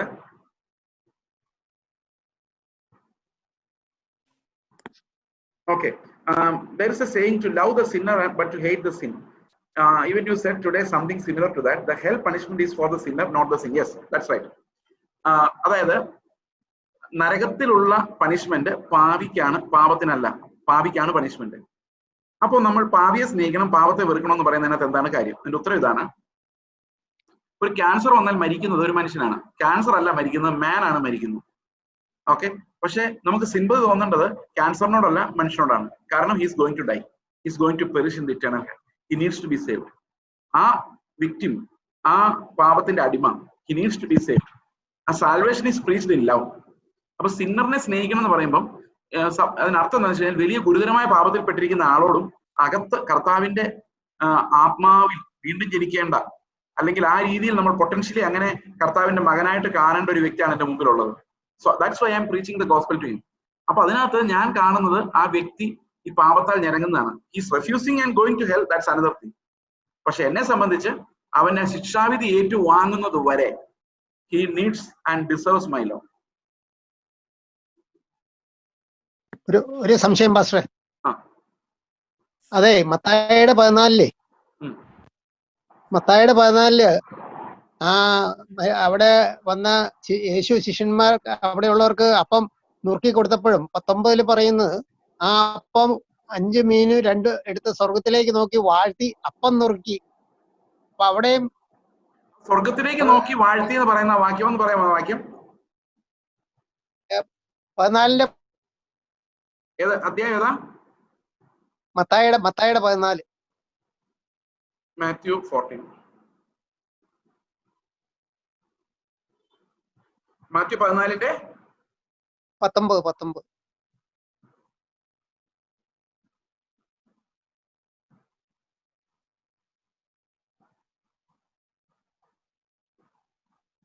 പക്ഷെ അത് വേറൊരു കാര്യമാണ്. കാരണം അവിടെ സംഭവിക്കുന്നത് ആ അപ്പത്തെ മൾട്ടിപ്ലൈ ചെയ്യിപ്പിക്കുന്ന ഒരു പ്രോസസ് അവിടെ നടക്കുന്നുണ്ട്. He blessed into multiplication, not into holiness or അതിനെ സ്പെഷ്യലൈസ് ചെയ്യുമായിരുന്നില്ല. അതായത് ലെറ്റ് മീ എക്സ്പ്ലെയിൻ ഇറ്റ്. ഇപ്പൊ നമ്മൾ മത്തായിയുടെ സുവിശേഷം 26-ാം അധ്യായത്തിൽ വായിച്ച I agreed that I made A mistake because ഞാൻ അത് കണ്ടില്ലായിരുന്നു. ആ വാക്യം ഞാൻ ശ്രദ്ധിക്കാതെ പോയൊരു വാക്യമാണ്. പക്ഷെ കർത്തൃമേശയിൽ നമ്മൾ അപ്പത്തെ വാഴ്ത്തുന്നൊന്നുമില്ല. ബിക്കോസ് അപ്പം ഈസ് സിഗ്നിഫൈങ് ക്രൈസ്റ്റ്, അത്രയേ ഉള്ളൂ. കാരണം കൊരിന്ത്യർ ലേഖനത്തിലും അപ്പോസ്തലിക് ലേഖനങ്ങളിലൊന്നും നമ്മളത് ആവശ്യപ്പെടുന്നില്ല. പക്ഷെ 26-ാം മത്തായിയുടെ 26-ൽ നമ്മൾ വായിക്കുന്നത് കർത്താവ് അപ്പത്തെ ബ്ലസ് ചെയ്തും തന്നെയാണ്, അപ്പത്തെ വാഴ്ത്തിയും തന്നെയാണ്. പക്ഷെ അവിടെ അപ്പത്തിന് മൾട്ടിപ്ലിക്കേഷൻ വരുന്നില്ല, രൂപമാറ്റം വരുന്നില്ല, അപ്പത്തിനൊന്നും സംഭവിക്കുന്നില്ല. ദ ഓൺലി തിങ് അതെന്താന്ന് വെച്ച് കഴിഞ്ഞാൽ അവന്റെ ശരീരവുമായിട്ട് അതിനെ ബന്ധിപ്പിക്കുകയോ ചെയ്തത് അപ്പത്തെ, അതായത് ഒരു കൂട്ടായ്മ. ആ ബ്ലെസ്സിങ്ങിലൂടെ അപ്പത്തിന് എന്ത് സംഭവിച്ചു വെച്ച് കഴിഞ്ഞാൽ after that this bread signified A fellowship with his body. അതേസമയത്ത് നമ്മൾ മത്തായിയുടെ സുവിശേഷം 14-ൽ വായിച്ച ബ്ലെസ്സിങ് എന്ന് പറയുന്നത് ഹി സെഡ് എ ബ്ലെസ്സിങ് എന്നാണ്. അതായത് അവൻ ഒരു അനുഗ്രഹ വാക്ക് ഉച്ചരിച്ചു എന്നാണ് ഇംഗ്ലീഷിൽ ട്രാൻസ്ലേറ്റ് ചെയ്തിരിക്കുന്നത്. ആ അനുഗ്രഹ വാക്ക് എന്തിനായിരുന്നു? അതിനെ വിശുദ്ധമാക്കാനോ വിശുദ്ധമായ ഒന്നുമായിട്ട് കണക്ട് ചെയ്യാനോ ഒന്നുമല്ല, അത് മൾട്ടിപ്ലൈ ചെയ്യാൻ വേണ്ടിയുള്ള ഒരു ബ്ലെസ്സിങ് ആയിരുന്നു. That's different. കാരണം it does not increase the quality or sanctity of the bread. അതായത് ആ വാഴ്ത്തൽ, ഇവിടെ പറയുന്ന വാഴ്ത്തൽ ബ്രെഡിന്റെ സാങ്ക്ടിറ്റിയോ, അതായത് സാങ്ക്ടിറ്റി എന്ന് പറഞ്ഞാൽ എന്താണ് ഇതിന്റെ ഞാൻ ഇങ്ങനെ പറയാം, ക്വാളിറ്റിയെ വർദ്ധിപ്പിക്കുന്നില്ല, മാറ്റുന്നില്ല, അതിന്റെ സിഗ്നിഫിക്കൻസിനെ മാറ്റുന്നില്ല. അത് തിന്നാൽ ആരോഗ്യം ഉണ്ടാവും, അത്രേ ഉള്ളൂ, വിശപ്പ് മാറും. പക്ഷെ കർത്താവ് അവിടെ ചെയ്യുന്ന മൾട്ടിപ്ലിക്കേഷൻ ആണ്. ദാറ്റ് മീൻസ് മൾട്ടിപ്ലിക്കേഷൻ എന്നുള്ള പ്രോസസ് ആ മിറക്കിളിന് വേണ്ടിയാണ് അവിടെ വാഴ്ത്തുന്നത് എന്ന് പറയുന്നത്. That he said a blessing to multiply it, and that is different from giving it a blessing to make it holy. അത് രണ്ടും രണ്ട് കാര്യങ്ങൾ. ഈ കർത്തൃമേശ കൊടുത്തു കഴിഞ്ഞിട്ടേ ബ്രെഡ് ബാക്കിയുണ്ടെങ്കിൽ ചിലർ കുട്ടികൾക്ക് എടുത്തു കൊടുക്കുന്നതാണ്. അത് ശരിയാണോ അതോ തെറ്റാണോ? That's not really a good practice. കാരണം അതിനകത്ത് കുഴപ്പമുണ്ടെന്ന് വെച്ച് കഴിഞ്ഞാൽ ഇല്ല റിയലി. കാരണം എന്താ വെച്ച് കഴിഞ്ഞാൽ നമുക്ക് ശരിക്കും ഓർമ്മയിലാണ് അതിന്റെ വിശുദ്ധീകരണം ഉള്ളത്. ഓർമ്മ, അതായത് അപ്പത്തിന്റെ യേശുക്രിസ്തുവിന്റെ മരണത്തിന്റെ ഓർമ്മയും പ്രഖ്യാപനം, അത് ആ കമ്മ്യൂണിയൻ സർവീസിലാണ് നടക്കുന്നത്. It's in our praise. നമ്മൾ സ്തോത്രം ചെയ്യുന്നതിലാണ്, അല്ലാതെ അതിന് പ്രത്യേകമായ പ്രത്യേകതകളൊന്നുമില്ല. പക്ഷെ again it's not looking good. അതിന്റെ കാര്യം എന്താണെന്ന് വെച്ച് കഴിഞ്ഞാൽ നമ്മൾ ഒരു വിശുദ്ധ ഉപയോഗത്തിന് വേണ്ടി സെപ്പറേറ്റ് ചെയ്തത്, അത് സെപ്പറേറ്റഡ് ആയിട്ട് തന്നെ ഇരിക്കുന്നതാണ് എപ്പോഴും നല്ലത്. നമ്മൾ സ്തോത്രം ചെയ്ത് അപ്പത്തെ ഓർമ്മയായിട്ട് പ്രഖ്യാപിച്ച് നമ്മളെല്ലാം പങ്കാളികളായ ഒരു അപ്പത്തിന്റെ ബാക്കി അത് നമ്മൾ പങ്കാളികളായവർ തന്നെ എടുക്കുന്നതാണ് നല്ലത്, ഉചിതവും. So we cannot offer a theology there, but that's proper എന്ന് ഞാൻ വിശ്വസിക്കുന്നു. It's not fair to give it to children. അത് നല്ലതല്ല. ദേവദാസന് ഒരു ഇത്, അതായത് ചില ആൾക്കാർ ഇപ്പം പലരും രോഗികളായി പലരും മരിക്കുന്നു എന്ന് പറഞ്ഞത്, അതായത് നിങ്ങൾ ഇടയിൽ മരിക്കുന്നു എന്ന് പറഞ്ഞു. ആ ഒരു കാരണം കൊണ്ട് പലരും തിരുവത്താഴ് എടുക്കാതെ ഒരു അവസ്ഥയും. ഞാനത് ഒന്ന് വളരെ നന്ദി, ആ ഒരു വിഷയം ഞാൻ വിട്ടുപോയതായിരുന്നു. That is also part of our discussion. ഒന്ന് രണ്ട് കാര്യങ്ങൾ ഇപ്പൊ എക്സ്പ്ലെയിൻ ചെയ്യാൻ ബാക്കിയുണ്ട്. ഒരു ചോദ്യം കൂടെ വന്ന് കിടപ്പുണ്ട്, അപ്പൊ that also I need to answer. അപ്പൊ ഇത് അവിടെ എഴുതിയിരിക്കുന്നത് നിങ്ങൾ ശോധന ചെയ്തിട്ട് ഇതിൽ നിന്ന് കഴിക്കാതിരിക്കണമെന്നല്ല, ശോധന ചെയ്തിട്ട് ഇതിൽ നിന്ന് കഴിക്കണമെന്നാണ്. മീൻസ് ശോധന ചെയ്ത് വിവേചിച്ച് സ്തോത്രം ചെയ്ത് മാനസാന്തരപ്പെട്ട് വന്ന് കഴിക്കാനാണ് ആ ആഹ്വാനം. അല്ലാതെ നീ ശോധന ചെയ്തിട്ട് നീ പൊക്കോ അടുത്ത ആഴ്ചത്തേക്ക് വാ എന്നല്ല വിടുന്നത്. I will tell you an example. ഞങ്ങള് എറണാകുളത്ത് ആദ്യം കൂട്ടായ്മ തുടങ്ങുമ്പോൾ, ചർച്ച് സഭാ കൂടിവരവ് തുടങ്ങുന്നതിന് മുമ്പ് ഒരു അരമണിക്കൂർ മുമ്പ് ഒരു സഹോദരൻ എന്നോട് എന്ന് പറഞ്ഞു, ജയ്സ് ബ്രദറെ ഇന്ന് ഞാൻ കർത്തൃമേശ എടുക്കുന്നില്ല കേട്ടോ. ഞാൻ എന്താ കാര്യം നേരത്തെ പറഞ്ഞു. ഞാൻ പറഞ്ഞു എന്താ എടുക്കാത്ത? അങ്ങനെ പുള്ളി പറഞ്ഞു അത് എനിക്ക് ഒരുത്തനോട് ഒരു പ്രശ്നമുണ്ട്, അതുകൊണ്ട് എടുക്കാത്ത. ഞാൻ പറഞ്ഞു അരമണിക്കൂറുണ്ടല്ലോ തുടങ്ങാൻ, നമുക്ക് ഒന്ന് വിളിച്ച് ഒന്ന് രമ്യപ്പെട്ടാലോ, ജസ്റ്റ് നമുക്കൊന്ന് ഫോണിൽ സംസാരിക്കാം. പുള്ളി വേണ്ട വേണ്ട വേണ്ട. ഞാൻ പറഞ്ഞു ഞാൻ വിളിക്കാം, ഞാൻ വിളിച്ചിട്ട് സംസാരിക്കാം, എന്തെങ്കിലും പ്രോബ്ലം ഉണ്ടെങ്കിൽ മാറിക്കോട്ടെ. ഇല്ലില്ല ഒന്നും വേണ്ട. അപ്പൊ ഞാൻ പറഞ്ഞു അതെന്താ? അവൻ അങ്ങനെ അങ്ങോട്ട് ഞാൻ താഴ്ന്നു കൊടുക്കാൻ ഉദ്ദേശിച്ചിട്ടില്ല, 1-2 ആഴ്ച ഇങ്ങനെ പോട്ടെ. ഞാൻ പറഞ്ഞു സഹോദര, വിവേചിച്ചു കഴിഞ്ഞാൽ നീ പാപിയാന്ന് കണ്ടെത്തിയെന്നല്ലേ അർത്ഥം. പിന്നെ 2 ആഴ്ച വെച്ചോണ്ടിരിക്കുന്നത് ശരിയാണോ? ഇപ്പൊ തന്നെ വിളിച്ച് അനുദപിച്ച് കർത്തൃമേശ എടുക്കണം, ഇല്ലെങ്കിൽ ഈ കൂട്ടായ്മയിൽ നിന്ന് മാറിയിരിക്കുന്നതായിരിക്കും നല്ലത്. കാരണം അപ്പം നുറുക്കുന്നതില് നമ്മൾ അകന്നു പോകാൻ വേണ്ടിയല്ല, റിപ്പൻഡൻസിലേക്ക് വരാൻ വേണ്ടിയാണ്. അയോഗ്യമായി എടുക്കുകയും ചെയ്യരുത്, പക്ഷെ വി നീഡ് ടു റിപ്പന്റ്. ഇത് ചിതറപ്പെട്ട അപ്പമാണ്, ഇത്രയും പാപികളാൽ ആക്രമിക്കപ്പെട്ടതാണ്. കണ്ടാൽ ആളെല്ലാം തോന്നുമാർ തകർക്കപ്പെട്ടും ഞാൻ സ്നേഹമായിരുന്നു. നിനക്കൊരു സഹോദരൻ ചെയ്ത് ചെറിയ കാര്യം ക്ഷമിക്കാൻ പറ്റാതെ എന്ത് കൂട്ടായ്മയാണ്? അതുകൊണ്ട് എന്നെ ഓർത്ത് നീ ക്ഷമിച്ച് വിവേചിച്ച് മാനസാന്തരപ്പെട്ട് വാ. That's an invitation to partake. ഓടിപ്പോകാനല്ല, വന്ന് മുട്ടുമടക്കി നിലവിളിച്ച് വേണ്ടിയാണ് ആ ഇൻവിറ്റേഷൻ. അതുകൊണ്ട് ഞാൻ പാപം ചെയ്തുകൊണ്ടൊന്നും എടുക്കില്ല ബ്രദറെ എന്ന് പറഞ്ഞ് മാറി നിൽക്കുന്ന അർത്ഥം I am not ready to repent എന്ന്. That's an offence to God. അത് ആ ചെയ്ത പാപത്തെക്കാളും വലിയ ഒഫൻസാണ്. ഈ മാനസാന്തരപ്പെടില്ല, ഒരാഴ്ച കഴിയട്ടെ എന്ന് പറയുന്ന സ്റ്റാൻഡ് ഈസ് വർസ്. ഇനി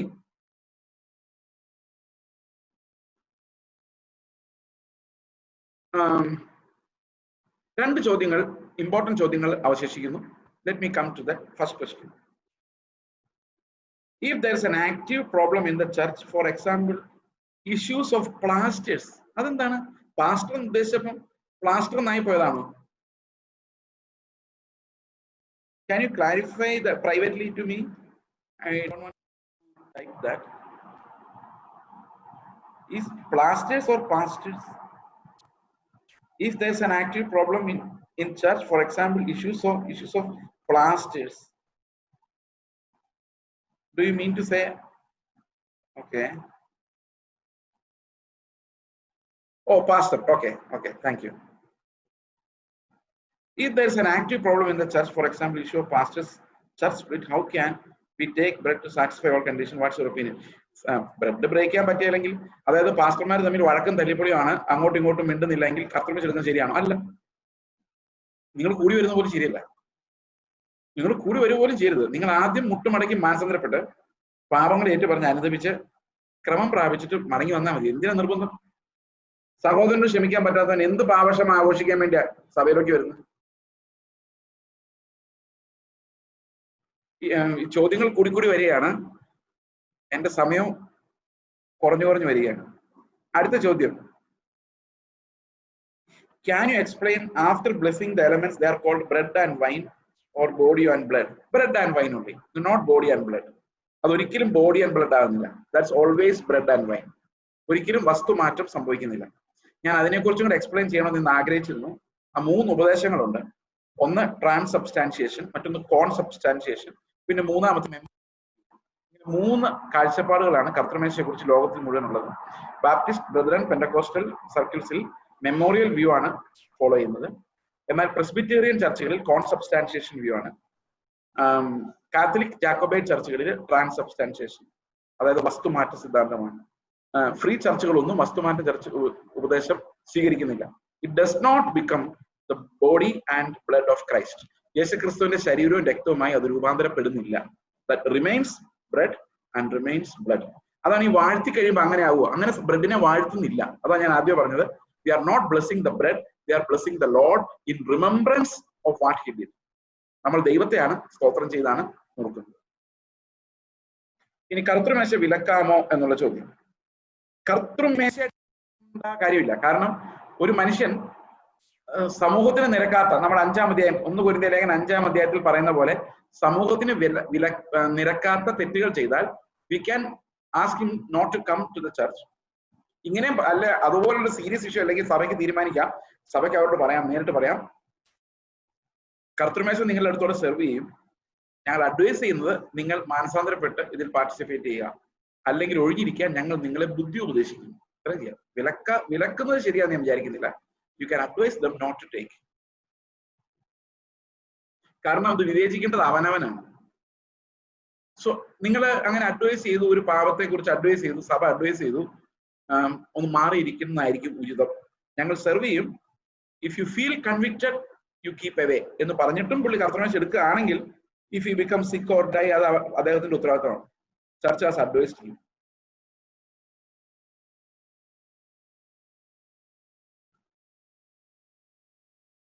ഓക്കെ. ചേച്ച, ഈ ഒരു കാര്യം കൂടെ പറയട്ടെ. ഇപ്പൊ അടുത്ത ക്ലാസ് എന്ന് പറയുന്നത് 12-ാം അധ്യായമാണ്. അപ്പൊ ആളുകൾക്ക് കൂടുതൽ സംശയങ്ങളുണ്ടാവും. അപ്പൊ നമ്മുടെ സമയത്തിനൊരു അല്പം കൂടെ എന്താ പറയുന്നത് ദൈർഘ്യമുണ്ടെങ്കിൽ നന്നായിരുന്നു. അപ്പൊ ഒന്നെങ്കിൽ തുടങ്ങുന്നത് 6:30 തന്നെ കൃത്യം തുടങ്ങാൻ പറ്റുമെങ്കിൽ അത് നല്ലതല്ലേ?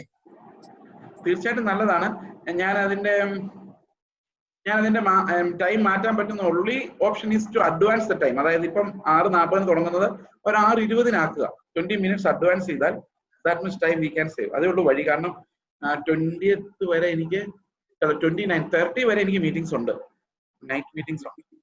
അതെല്ലാം ഈ ഗൾഫിലെ ചർച്ചകളായതുകൊണ്ട് ടൈം എപ്പോഴും നമ്മുടെ ടൈമിന് 1.5 മണിക്കൂർ 2 മണിക്കൂർ ശേഷമാണ്.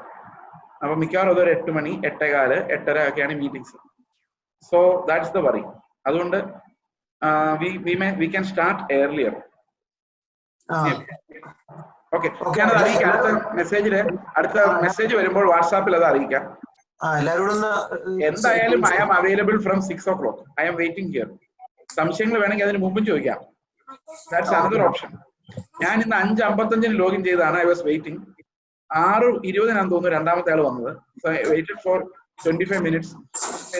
എന്റെ കാര്യം എന്താണെന്ന് വെച്ച് കഴിഞ്ഞാൽ, ഇപ്പൊ ഇന്ന് നമ്മൾ സംസാരിച്ച കാര്യങ്ങളെ കുറിച്ച് സംശയങ്ങൾ അവശേഷിക്കുന്നുണ്ടെങ്കിൽ we can have an interaction then next evening. ഇപ്പം ഉദാഹരണത്തിന് ഇപ്പൊ ഇന്ന് വെള്ളിയാഴ്ചത്തെ മീറ്റിംഗിൽ സംശയങ്ങൾ ഉണ്ടെങ്കിൽ നമുക്ക് അടുത്ത തിങ്കളാഴ്ച കൂടുമ്പോൾ ആദ്യത്തെ 15-20 minute we have time to discuss. That's also another option. Biju brother എന്ത് പറയുന്നു? അത് മതി, കുഴപ്പമില്ല. അങ്ങനെ മതി.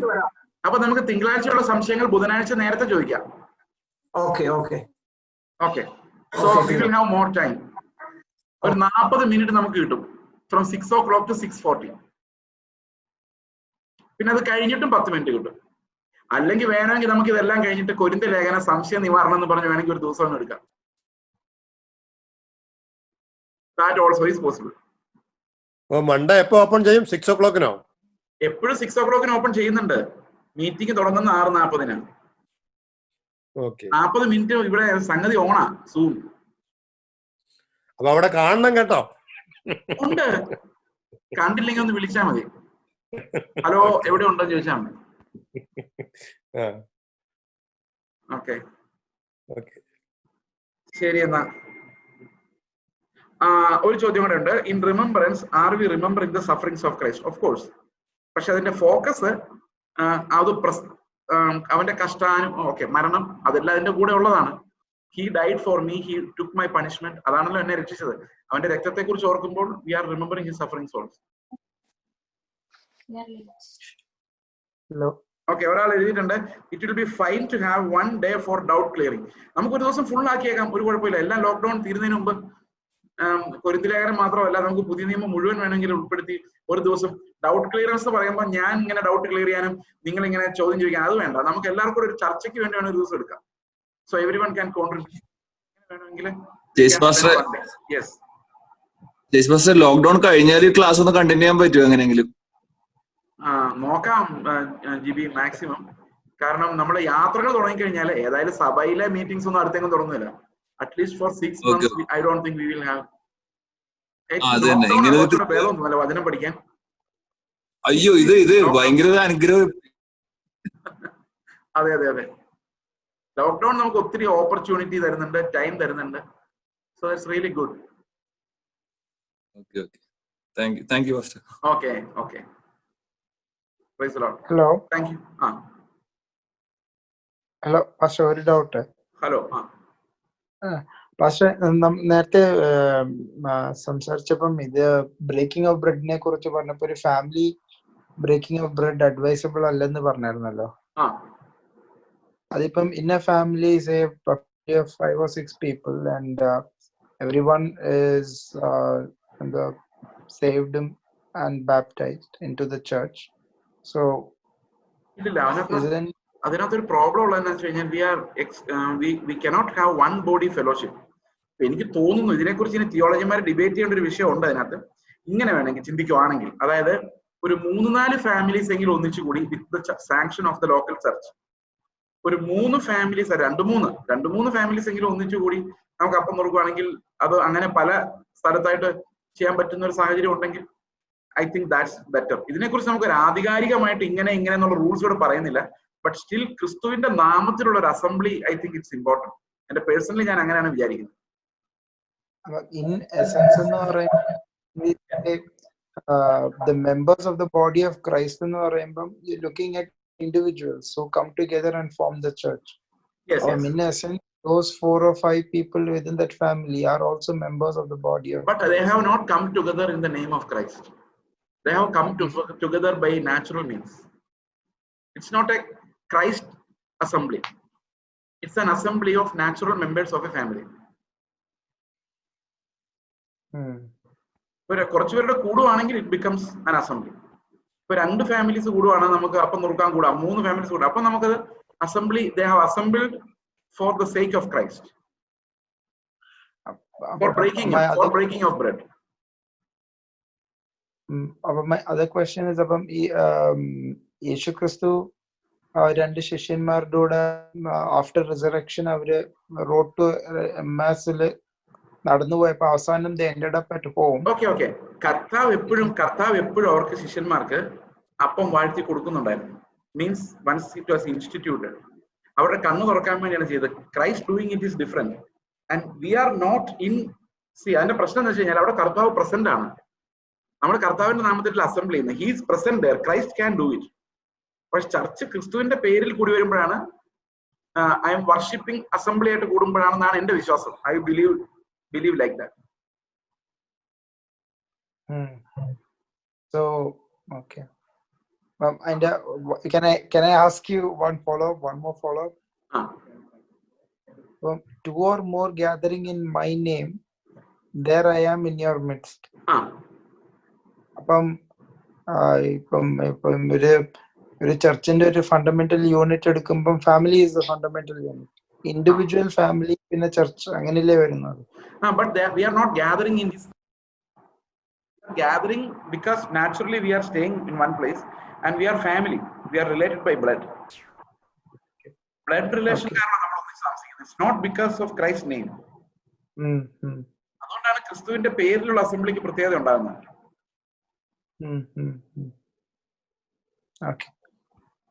Okay.